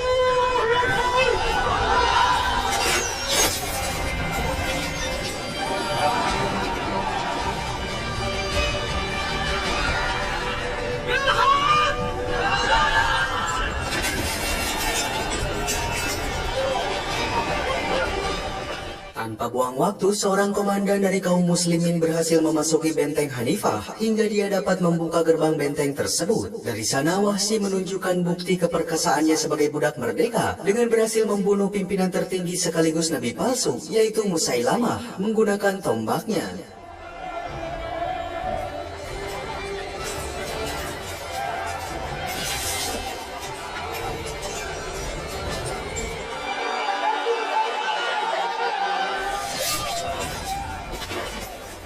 Maka dengan kejadian itu, umat muslim dapat memberantas semua nabi-nabi palsu yang selama ini sudah meresahkan. Terlebih dari peristiwa pertempuran Yamamah, banyak tokoh muslim yang gugur, termasuk kakak dari Umar bin Khattab yaitu Zaid bin Khattab, serta Abdullah bin Suhail anak dari Suhail bin Amir.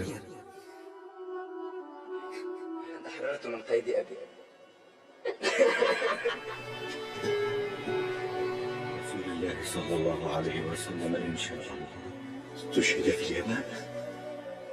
Melihat banyaknya pemuda muslim yang tewas dalam pertempuran Yamamah, Umar mengajukan sebuah pendapat kepada Abu Bakar untuk mengumpulkan mushaf, yaitu tulisan-tulisan Al-Quran yang tercecer dan masih terpisah di sebuah pelepah kurma dan kulit hewan, karena pada waktu itu belum ditemukan kertas. Mendengar pendapat tersebut, Abu Bakar menunjuk Zaid bin Sabit untuk menjadi pemimpin dalam rangka menyatukan lembaran ayat-ayat Al-Quran, karena beliau adalah orang yang sangat cerdas dan dapat dipercaya. بمقتل أصحابنا حتى شرح الله صدره زيد بن ثابت إنه شاب عاقل وثقة. Di samping itu, pengejaran terhadap orang-orang murtad terus dilakukan oleh pihak muslim hingga mereka sampai di suatu wilayah Irak yang merupakan basis kekuasaan kerajaan Persia. Maka atas hal itu, seperti sabda Rasulullah untuk menaklukkan Persia, maka Khalifah Abu Bakar mengutus Khalid bin Walid beserta pasukannya agar mereka bergerak ke wilayah Irak. فإن امتنعوا عن ذلك قاتلهم. Dalam perjalanannya, pasukan Khalid bin Walid dihadang oleh pasukan Hurmuz yang berada di wilayah Khazimah, sebuah tempat yang sekarang merupakan negara Kuwait. Maka di sana pecahlah perang Zatus Salasil, yaitu peperangan sengit yang mengandalkan pasukan penunggang kuda. Bahkan pada situasi itu, orang-orang Persia mengikat diri mereka satu sama lain dengan rantai, agar tak ada satu orang pun yang bisa melarikan diri.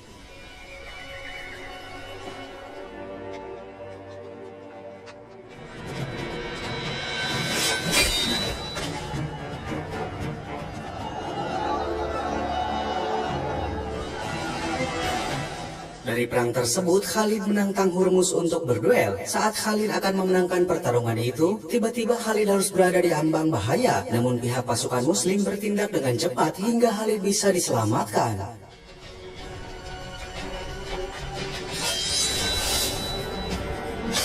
Atas kejadian itu, Khalid langsung mengerahkan pasukan berkudanya untuk menyerang pihak musuh, hingga peperangan itu berjalan dengan sengit. Dari peperangan itu pula, akhirnya pihak muslimin menang telak atas pertempuran Zatus Salasil, yang membuat pasukan musuh lari terbirit-birit. Dari sana, Khalid mengutus seseorang bernama Al-Mutanah bin Harithah untuk mengejar pihak musuh yang melarikan diri. Namun pasukan Al-Mutanah kembali dihadang oleh pasukan Persia yang sudah menunggunya di sebuah tempat, dan memaksa Khalid bin Walid sebagai ahli strategi perang datang untuk membantu. Hingga kedatangannya membuat pasukan Persia langsung mampu dilumpuhkan dan berhasil menumbangkan pimpinan mereka.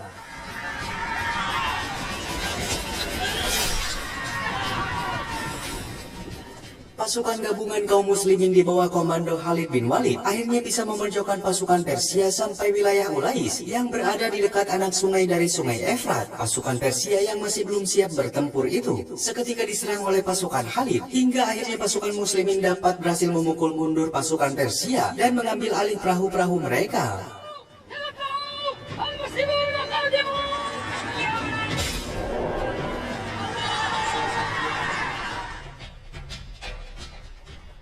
Peristiwa itu dikenal dengan pertempuran Walaja yang terjadi pada bulan Mei 633 Masehi. Kemudian Khalid beserta pasukannya melakukan perjalanannya kembali ke sebuah wilayah Hira, dan kabar kemenangan Khalid disambut sukacita oleh para kaum muslimin yang berada di Madinah, khususnya Khalifah Abu Bakar As-Siddiq.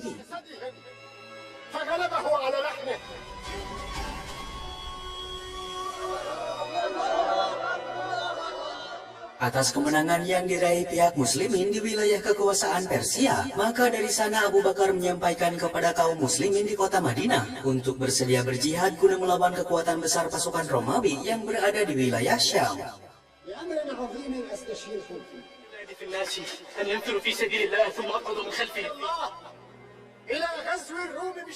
Sementara di tempat lain, pada tahun 13 Hijriah, di wilayah Antioquia yang menjadi pusat agama Kristen, terlihat pemimpin Romawi yaitu Raja Heraklius tengah dirundung kecemasan, dikarenakan pasukan muslimin saat ini diketahui telah menguasai wilayah Damaskus, Mesir, dan Palestina, yang bila mana mereka digabungkan, maka kekuatan pihak muslim memiliki pasukan kurang lebih 30.000 orang.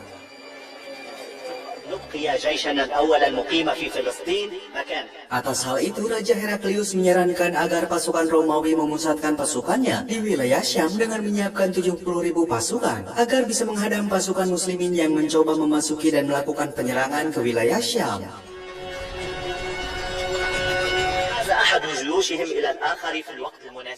Di sisi lain, Abu Bakar telah menunjuk seseorang bernama Abu Ubaidah bin Al-Zarah untuk memimpin pasukan muslimin melawan bangsa Romawi, yang nantinya pasukan mereka akan bergabung dengan pasukan dari Khalid bin Walid. Maka singkat cerita, pada tahun 636 Masehi, pecahlah perang antara pasukan muslimin dengan pasukan Romawi untuk pertama kalinya yang terjadi di wilayah Yarmuk, hingga perang itu dikenal dengan Perang Yarmuk.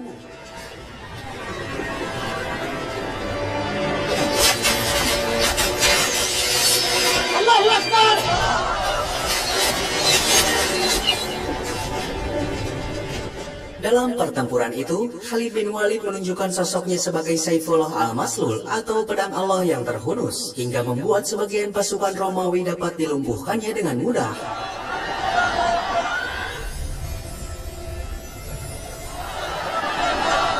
Mendengar kekalahan pasukan Romawi pada pertempuran Yarmuk membuat Raja Heraklius sangat emosional dan seakan tak percaya bahwa pasukan Romawi yang sejak dulu mendominasi dapat dikalahkan dengan mudah.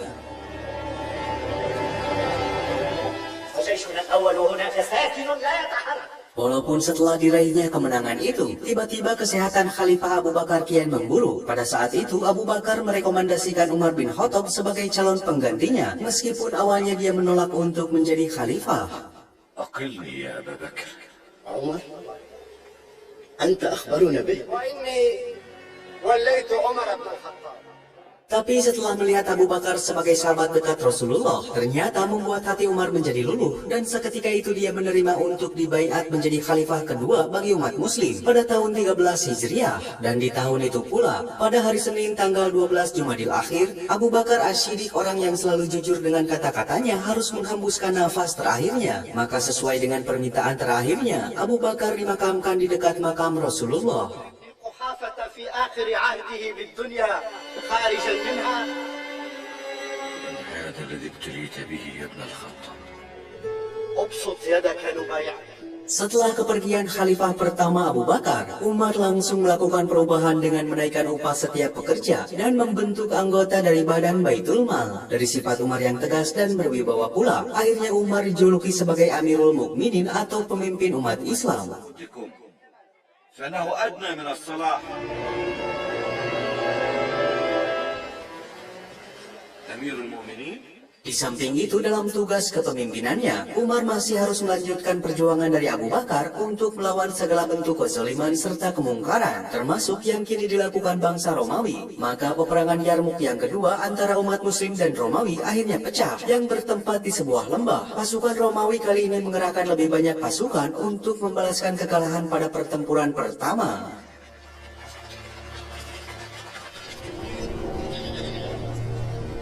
ليس لهم مخرج من ناحية الأيسرة حين يبتعد الوادي. Dari pertempuran itu, pasukan muslim sangat terpojok oleh kehebatan strategi perang Romawi. Bahkan beberapa sahabat Rasulullah menjadi korban dan gugur dalam keadaan syahid. Tak sampai di sana, Hindun yang dahulu merupakan wanita yang sangat membenci Rasulullah. Dalam pertempuran kali ini dia juga ikut mengangkat senjata untuk membela panji-panji Islam. Dan pada saat itu pula Abu Sufyan harus mengalami luka di sebelah matanya. كان مبتدأ أمر الشام في الإسلام. أين عز الإسلام ولمعاته كلتاهما وقد أعزنا الله بنصره. Melihat pasukan muslimin yang semakin terpojok oleh pasukan Romawi, Khalid bin Walid langsung mengerahkan pasukan berkudanya untuk menyerang pasukan Romawi dari titik buta, hingga perlahan pasukan Romawi mampu ditumbangkannya satu persatu. فإن الصبر منجاة من الكفر.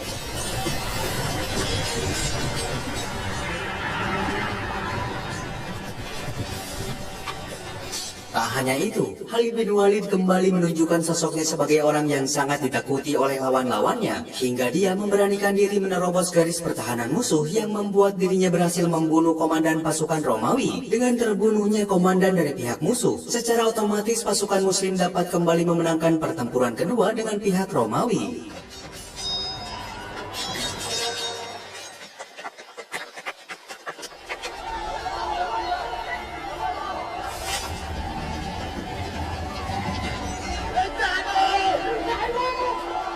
Setelah peperangan di Yarmuk telah usai, pasukan Khalid bin Walid harus menerima kabar pahit setelah mengetahui Abu Bakar telah wafat, dan baru saja mengetahui bahwa posisinya kini telah digantikan oleh Umar bin Khattab. Walaupun Khalid yang memang secara personal tak menyukai Umar, tapi kali ini beliau harus tetap menuruti perintah seorang khalifah, meskipun pangkatnya kini harus diturunkan dan digantikan oleh seseorang yang bernama Abu Ubaidah.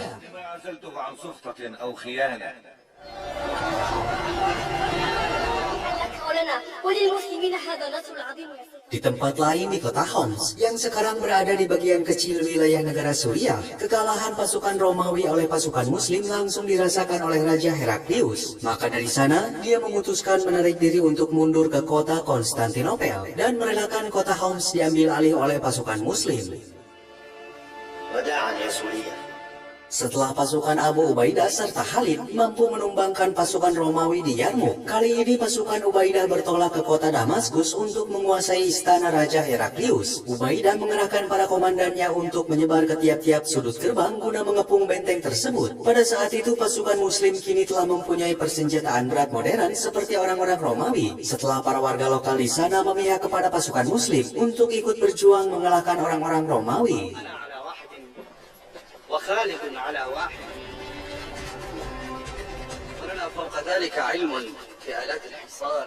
Terlepas dari kemenangan dengan pihak Romawi, ternyata membuat orang-orang Persia di kota Al-Madain, Iran menjadi cemas, termasuk ratu dari kerajaan Sasania yang bernama Ratu Boran atau Purandot. Dia merupakan anak Raja Khosrow kedua yang ayahnya digulingkan dan dieksekusi oleh saudara laki-laki dari suaminya, yaitu Kafad kedua. Maka dari sana, Ratu Boran diangkat menjadi Ratu Persia untuk menstabilkan kerajaan dari kepunahan. Dan dari sana pula, Ratu Boran menunjuk seseorang bernama Rostam Farokjan untuk menjadi Perdana Menteri sekaligus komandan tertinggi untuk memerangi umat Muslim. فالقائد رستم وزيري وقائد الجيش وأن ينسب إليه ذهاب فارس إلى الأبد. Atas tugasnya itu, Rostam memerintahkan agar menghadang pasukan muslimin di wilayah Al-Namalik yang dipimpin oleh Abu Ubaid bin Mas'ud Ats-Tsaqafi, hingga wilayah tersebut menjadi medan pertempuran yang sangat mengerikan. Walaupun dengan mudahnya pasukan muslimin dapat menumbangkan pasukan Persia dari berbagai pertempuran yang terjadi di wilayah itu.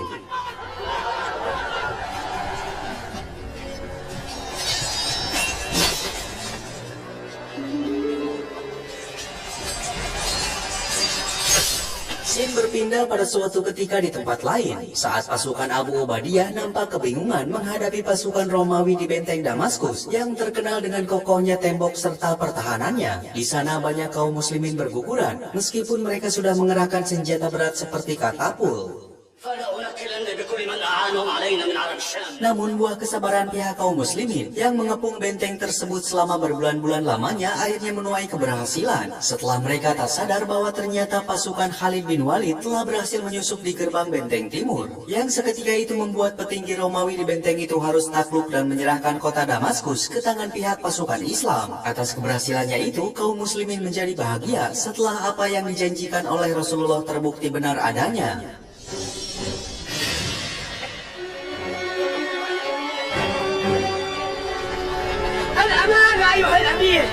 Walaupun peperangan di tempat lain dengan Persia menjadi kesulitan tersendiri bagi pihak Muslim setelah mereka tak kuasa melawan pasukan gajah dari barisan kavaleri Persia. Hingga saat itu banyak pasukan Muslim yang berguguran. Maka Khalifah Umar bin Khattab meminta kepada umat Muslim yang lain untuk berjihad melawan pasukan Persia sebagai pasukan sukarelawan.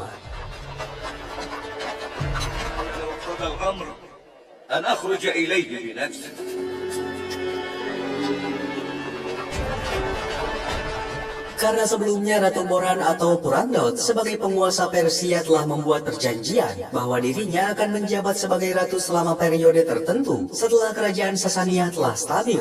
Maka di tahun ini dia harus merelakan jabatannya sebagai ratu kepada salah satu keturunan Khosrow Parvez, yaitu Yazdegerd ketiga, yang mana dia juga merupakan sepupunya sendiri.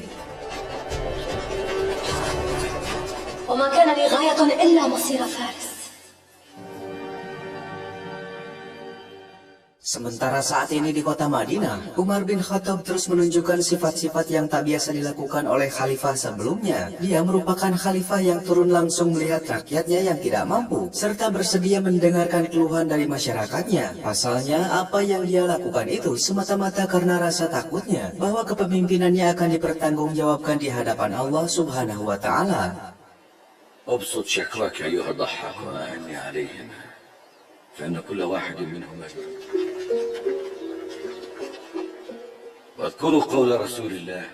Kembali ke kerajaan Sasania atau Persia, naiknya Yazdegerd ketiga sebagai raja dihadapkan pada situasi yang sangat buruk, dikarenakan dia harus mampu menghadang pasukan kaum muslimin yang terus berusaha menaklukkan wilayahnya. Maka untuk itu, Umar menunjuk komandannya yang dijuluki singa yang tertidur, yaitu Sa'ad bin Abi Waqqas. أن ينفروا جميعا إذا لم ولا فارسا إلا اجتلبوه. سعد بن أبي وقاص.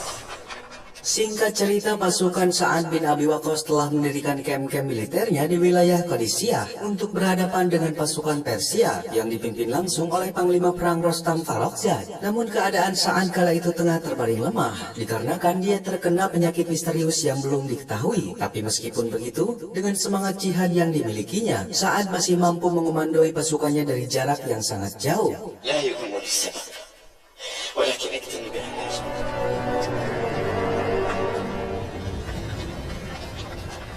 Hingga beberapa waktu berselang, peperangan Qadisiyah akhirnya pecah. Pada hari pertama itu, para komandan pasukan Sa'ad bin Abi Waqqas mampu menumbangkan para komandan pasukan Persia, walaupun mereka masih kesulitan menghadapi pasukan gajah Persia, hingga menimbulkan banyaknya korban dari pasukan Muslim.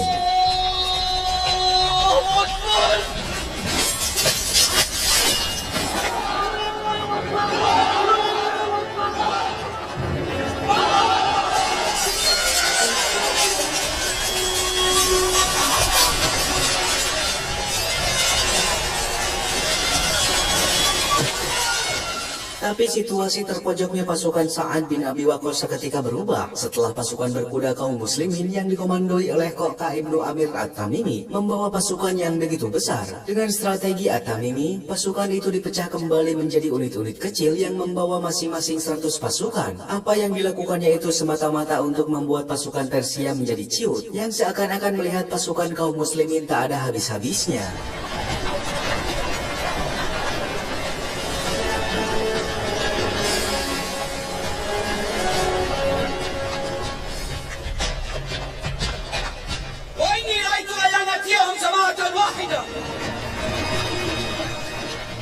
Di hari kedua itu, At-Tamimi memutuskan untuk mengajak berduel kepada para komandan pasukan Persia. Maka dari sana At-Tamimi menghadapi salah satu komandan Persia yang begitu gagah. Dengan semangat jihad yang dimilikinya, akhirnya At-Tamimi mampu mengalahkan komandan Persia tersebut.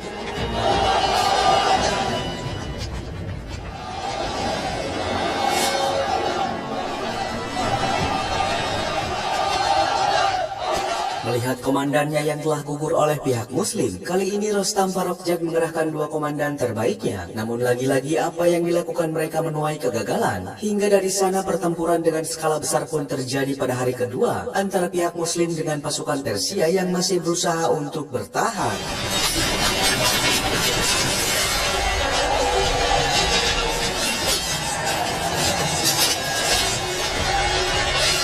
Di sela-sela pertempuran itu, keberanian dari At-Tamimi diperlihatkan ketika dia menghadapi pasukan gajah Persia yang dikenal kuat, hingga dia berhasil melumpuhkan satu persatu pasukan mereka dengan perjuangan yang berat. Dengan siasat perang yang dimiliki At-Tamimi pula, membuat pasukan kaum muslimin dapat memenangkan pertempuran di Qadisiyah.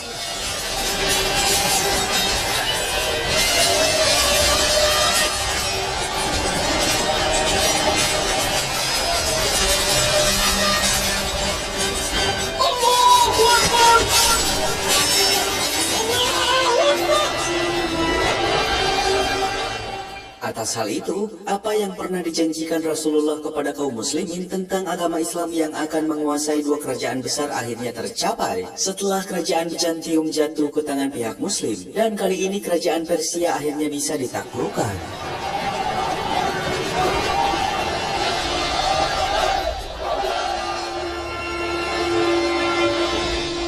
Maka Umar bin Khattab yang berada di Madinah terus mencari informasi tentang hasil peperangan dengan Persia, dan tak lama kemudian utusan Sa'ad bin Abi Waqqas memberikan hasil menggembirakan tersebut kepada sang khalifah. نشأتك الله حدثني. لا يواسيني إلا خبر النصر إن شاء الله. إلا الهرمزان فقد نجا.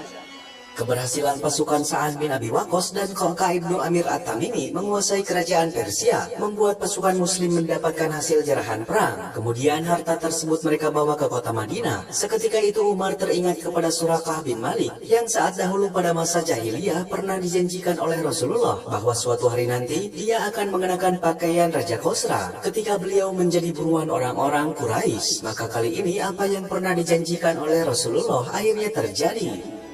أماني أن أخبرك وقد رآك مؤمن. هذا وعد رسول الله وصدق رسوله أن قوما أدوا هذا لذو أمانة. Setelah peperangan demi peperangan yang selama ini dijalani umat muslim, Umar bin Khattab dihadapkan pada situasi yang buruk setelah dia mendengar keluhan dari para wanita yang ditinggalkan oleh suaminya karena telah gugur di medan perang. Maka Umar meminta kepada setiap komandan perangnya untuk memulangkan pasukan yang telah beristri agar tak bertugas lebih dari 4 bulan. Hal itu dikarenakan Umar sangat takut apabila wanita muslim melakukan zina bila terlalu lama ditinggalkan oleh suami-suaminya. فلا أمر ألا يغيب الجند فوق ذلك. هناك لكنني أخشى رقيبا موكلا به. Waktu ke waktu terus berlalu. Kali ini pasukan Amir bin As telah sampai di kota Yerusalem sebagai kota suci umat beragama. Di sana Amir telah mengepung benteng Yerusalem selama 4 bulan lamanya untuk mengincar panglima pasukan Romawi. Walaupun mereka akhirnya lebih dulu melarikan diri sampai ke Mesir. Namun orang-orang di Yerusalem yang menginginkan perdamaian meminta kepada Amir bin As supaya memberitahukan pimpinan tertingginya untuk menjadi wali dalam perjanjian perdamaian ini. Maka untuk itu mau tak mau Khalifah Umar bin Khattab berangkat ke kota Yerusalem untuk menerima panggilan tersebut. وتعقد لهم الصلح كما طلب. أنا أتولى عقد الصلح لهم بنفسي. Singkat cerita, Umar bin Khattab telah sampai di kota Yerusalem dan di sana beliau menjadi pusat perhatian orang-orang Yahudi dikarenakan gaya berpakaian beliau sebagai seorang khalifah umat Islam bukan seperti raja, melainkan seperti warga biasa. فلا يكون لمسلم بعدك أن يخالف عن على أحد هيئة الملوك. Seketika itu, Umar diajak oleh Raja Yerusalem untuk berkeliling ke setiap sudut-sudut kota. Hingga tak terasa sudah menunjukkan waktu beribadah bagi umat muslim. Maka Raja di sana menawarkan gereja sebagai tempat ibadah sementara waktu. Akan tetapi Umar menolaknya. Pasalnya apabila dia melakukan hal itu, maka dikhawatirkan umat muslim nanti akan melakukan hal yang serupa. هذا ما أعطى عبد الله عمر بن الخطاب. أنا أخشى أن يطمع بعض المسلمين في المكان. Kemudian Umar meminta kepada Raja Yerusalem untuk menolongnya mencarikan posisi di mana Rasulullah menginjakan kakinya pada perjalanan Isra Mi'raj. Atas hal itu maka Umar menunjukkan bahwa inilah Masjidil Aqsa sebagai tempat kiblat dan masjid pertama bagi umat Islam sebelum Ka'bah menjadi kiblat yang kedua.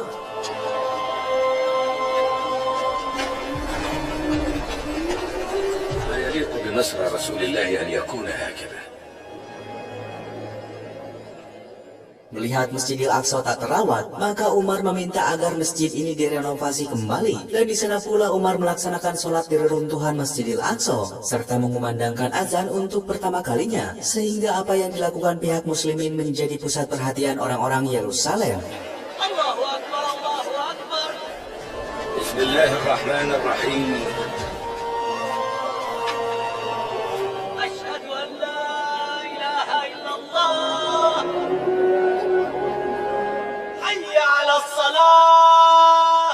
Setelah Umar selesai melaksanakan sholat dan bertolak untuk meninggalkan Yerusalem, Umar menjanjikan akan melindungi kota Yerusalem dan setiap warganya. Tak sampai di situ, untuk urusan tempat beribadah, Umar tak akan sedikit pun mengusik-usik tempat mereka, apalagi memaksa untuk memeluk agama Islam. Atas kebaikan, sifat adil serta kesederhanaan Umar pula lah menjadikan beliau sebagai sosok yang sangat dicintai oleh penduduk Yerusalem. Assalamualaikum warahmatullahi wabarakatuh. كنا عليه حربا حتى نهلك دون ذلك.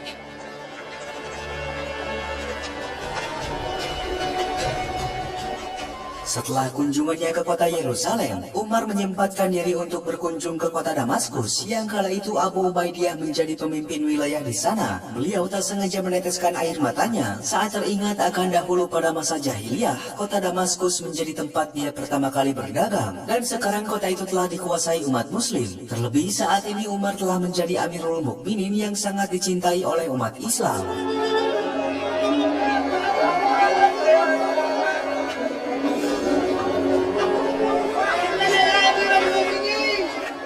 Singkat cerita, memasuki tahun 17 Hijriah, yang mana tahun tersebut merupakan tahun yang penuh dengan kelaparan akibat musim kemarau yang sangat berkepanjangan yang terjadi di sebagian besar wilayah Arab. Maka Umar bin Khattab kali ini diuji kesabarannya oleh Allah Subhanahu wa Ta'ala untuk menunjukkan sikap kepemimpinannya. Bagaimana caranya agar beliau bisa memenuhi segala kebutuhan umatnya yang sedang sengsara. La hawla wa la quwwata illa billah.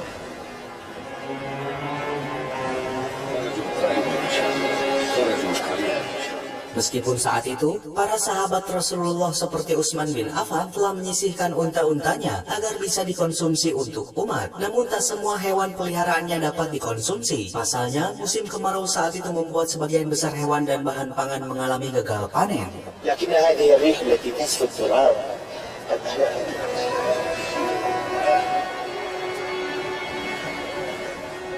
Atas situasi itu, Umar merenung dan meminta agar sebisa mungkin dirinya menghindari mengkonsumsi makanan mewah seperti daging atau makanan yang bergizi. Hal itu dilakukannya karena dia sangat berempati serta malu kepada umatnya yang dilanda musibah. Maka dia hanya mengkonsumsi sebatas roti agar dirinya sama-sama bisa merasakan penderitaan dengan umatnya.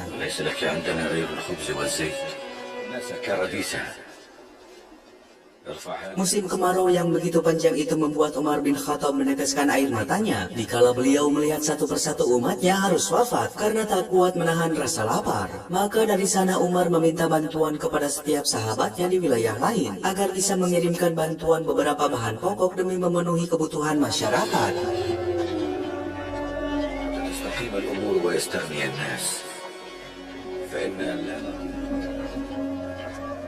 واكتب لعمالنا على جزيرة العرب وتعيش أنت منعما ومن قبلك. Atas hal itu, para sahabatnya satu persatu memenuhi panggilan Khalifah Umar untuk memberikan bantuan berupa makanan dan lain-lain, termasuk Abu Ubaidah pemimpin Damaskus, serta Muawiyah dan Amir bin Ash. Hingga atas bantuan yang diberikan itu, membuat hati Umar menjadi sedikit lega. Assalamualaikum warahmatullahi wabarakatuh.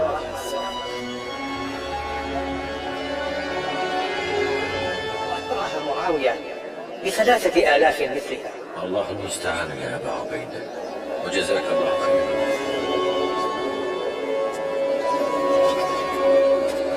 المدينة بعضها. Tak sampai di situ, Umar juga meminta kepada seluruh umatnya agar melaksanakan sholat untuk meminta diturunkan hujan kepada Allah Subhanahu wa Ta'ala dan atas keriduan serta keikhlasan yang dimiliki kaum muslimin. Maka tak berselang lama, akhirnya Allah Subhanahu wa Ta'ala mengabulkan doa mereka dengan adanya hujan yang begitu lebat. Melihat hal itu, seluruh penduduk Arab menjadi bahagia karena mereka akhirnya terlepas dari musim kemarau yang sangat berkepanjangan.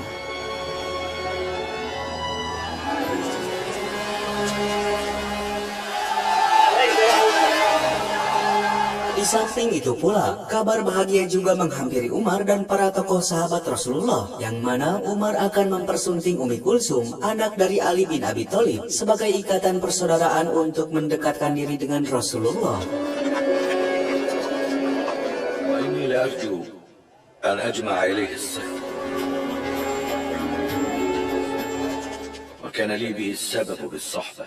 Akan tetapi sebaliknya, kebahagiaan itu tak dirasakan oleh Khalid bin Walid. Pasalnya jabatannya kini telah kembali dilengserkan oleh Umar sebagai gubernur Kinasarin. Hal itu membuat sebagian para sahabat menjadi resah karena ini merupakan tindakan kedua kalinya Umar melengserkan Khalid bin Walid pasca dia diturunkan sebagai panglima untuk digantikan oleh Abu Ubaidah.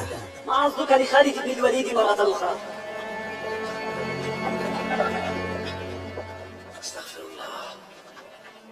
Di sana, Umar membeberkan alasannya bahwa keputusannya ini dikarenakan atas kesalahan Khalid bin Walid yang tak mendengarkan perintah Umar agar dirinya mempergunakan harta untuk orang-orang yang membutuhkan, bukan memberikan kepada kaum bangsawan. Dan atas alasan itulah Umar memberhentikan Khalid dari jabatannya. لكني أمضي فيه على سنتي مع عمالي وولاتي لا أفرق بينهم أن يحبس هذا المال على ضعفة الناس. Di samping ketegasan Umar, di sisi lain di dalam dirinya terlihat kesederhanaan Umar sebagai khalifah. Bahkan seorang utusan Romawi dari kota Konstantinopel terperangah oleh kesederhanaan Umar. Pasalnya apa yang dipikirkannya tentang seorang khalifah adalah raja yang angkuh dengan singgasana. Maka setelah mengenal Umar, ternyata dia hanyalah seorang manusia biasa yang tak mempunyai singgasana megah seperti raja-raja yang lain. جار الملوك واستبد فلا يزال هاني ما أرى عن كل قول. Beberapa bulan berselang, Khalifah Umar menepati suatu janji atas sebuah kunjungan kerja dengan para gubernurnya di wilayah lain. Namun terlebih dulu mereka menghadang sang Khalifah di persimpangan jalan untuk memberitahukan bahwa di wilayah Damaskus kini telah terserang wabah penyakit mematikan, yaitu wabah Ta'un. Maka Abu Ubaidah meminta agar Khalifah Umar membatalkan niatnya dan bertolak kembali ke Madinah.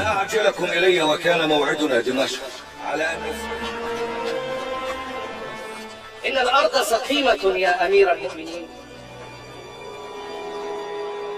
فنرجع بالناس يا أمير المؤمنين. Walaupun dari kondisi itu, Abu Ubaidah yang mencintai rakyatnya di Damaskus memilih bertahan di sana, hingga secara perlahan dia terkena wabah mematikan tersebut. Dan sebelum wafat, Abu Ubaidah menyampaikan amanahnya untuk membawa para penduduk ke bukit-bukit tertinggi agar terhindar dari wabah taun. نعم فرارا من قدر الله أن يرتفع بالناس إلى الجبال. Wafatnya Abu Ubaidah merupakan kabar kesedihan bagi para sahabat Rasulullah. Namun tak berselang lama, kabar kebahagiaan pun datang. Dikala pada tahun 20 Hijriah, pasukan Amir bin Ash berhasil menaklukkan Mesir tanpa adanya perlawanan berarti dari pihak Romawi. Dari sana pula Amir bin Ash ditunjuk sebagai pemimpin Mesir.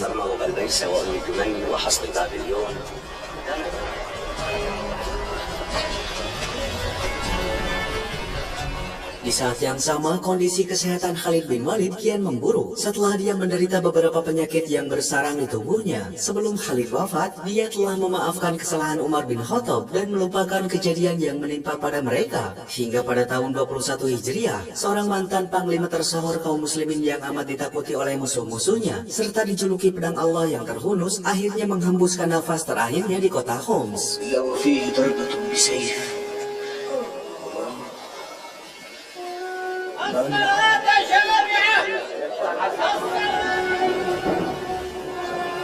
Kabar wafatnya Khalid bin Walid akhirnya sampai di kota Madinah. Semua umat muslim sangat terpukul atas wafatnya panglima hebat mereka. Setelah kematian dari Khalid bin Walid, tak berselang lama Khalifah Umar dihampiri oleh pemimpin sustar yang bernama Hurmuzan. Kedatangannya saat itu untuk menyerahkan diri kepada Khalifah Umar. Terlebih dia sangat penasaran dengan ajaran Islam. Pasalnya dahulu pada masa jahiliyah, orang-orang Arab tak ada yang mampu mengalahkan pasukannya. Namun semenjak kedatangan Islam, ukhuwah mereka sangat kuat dan mampu memperluas wilayahnya. وتقيم معنا في المدينة ونجري لك نفسا. حدثتني نفسي بالإسلام قبل هذا وأكلمه وأنزله على حكمه. Maka dari sana, Hurmuzan berserah diri untuk menjadi bagian umat dari ajaran Rasulullah, yaitu ajaran Islam. Setelah semua penduduk sustar memeluk ajaran Islam dan wilayahnya masuk ke dalam wilayah kekuasaan umat muslim, maka seorang mantan komandan pasukan sustar yang bernama Abu Lu'lu'ah dengan terpaksa memeluk agama Islam. يعمل لي في صنع الرحى على 4 دراهم. كثر الداخلون في الإسلام من أهل تلك الديار. Meskipun ternyata secara diam-diam, dia memeluk agama Islam dikarenakan mempunyai misi untuk membunuh Khalifah Umar sebagai penyebab kekalahannya dan sebagai penyebab penduduknya memeluk agama Islam. Lantas dia mengajak Hurmuzan yang sudah memeluk ajaran Islam untuk berkhianat. Namun Hurmuzan menolak ajakan itu dan meninggalkan Abu Lu'lu'ah. دانت لهم الآن فلعلها تدل لنا من جديد. تقول قولا خطيرا يا فيروز. Beberapa waktu berselang, pada tahun 23 Hijriah bulan Zulhijjah, Khalifah Umar bin Khattab menunaikan ibadah hajinya untuk terakhir kalinya sebelum dirinya pulang ke hadapan sang Khalid. Di saat yang sama dalam momen itu, Abu Lu'lu'ah mempersiapkan segala hal untuk bisa membalaskan dendamnya kepada Khalifah Umar dengan membuat sebuah belati yang khusus dipergunakan untuk menikamnya. Lantas pada waktu subuh, Abu Lu'lu'ah memberanikan diri untuk membunuh Umar dikala beliau sedang menunaikan salat. Hingga pada saat takbiratul ihram yang pertama, Khalifah Umar langsung ditikam dari arah belakang yang membuat beliau seketika terkapar.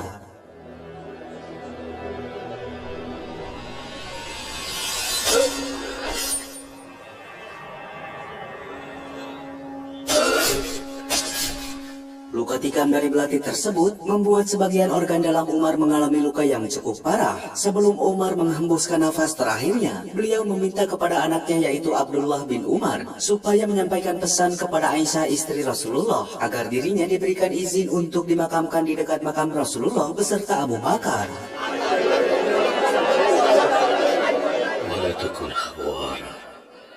Dalam kondisi itu pula, Umar menyarankan tentang khalifah selanjutnya untuk dipegang oleh sahabat-sahabat Rasulullah seperti Ali bin Abu Thalib, Utsman bin Affan, Abdul Rahman bin Auf, Talhah al-Zubair, dan Sa'ad bin Abi Waqqas.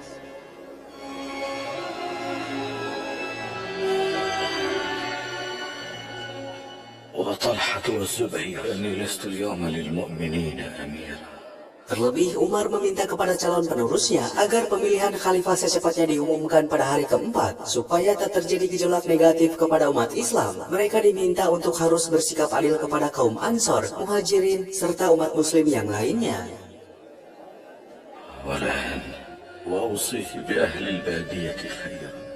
أدلك عليه يا أمير المؤمنين أن يعرف لهم سابقتهم. Atas kondisi itu, pada tahun yang sama, Khalifah kedua Umar bin Khattab sebagai benteng umat Islam akhirnya menghembuskan nafas terakhirnya untuk menghadap Sang Pencipta. Dari kuatnya agama Islam yang selama ini dipegang oleh Umar sebagai pelindung, akhirnya tak terbendung setelah Utsman bin Affan yang menjadi Khalifah ketiga harus gugur karena banyaknya orang-orang Islam yang terhasut oleh fitnah dan menjadi pengkhianat hingga masa kekhalifahan Ali bin Abi Thalib. Hingga dengan ini pula, kisah ini pun akhirnya tamat. Sampai jumpa lagi di kisah berikutnya.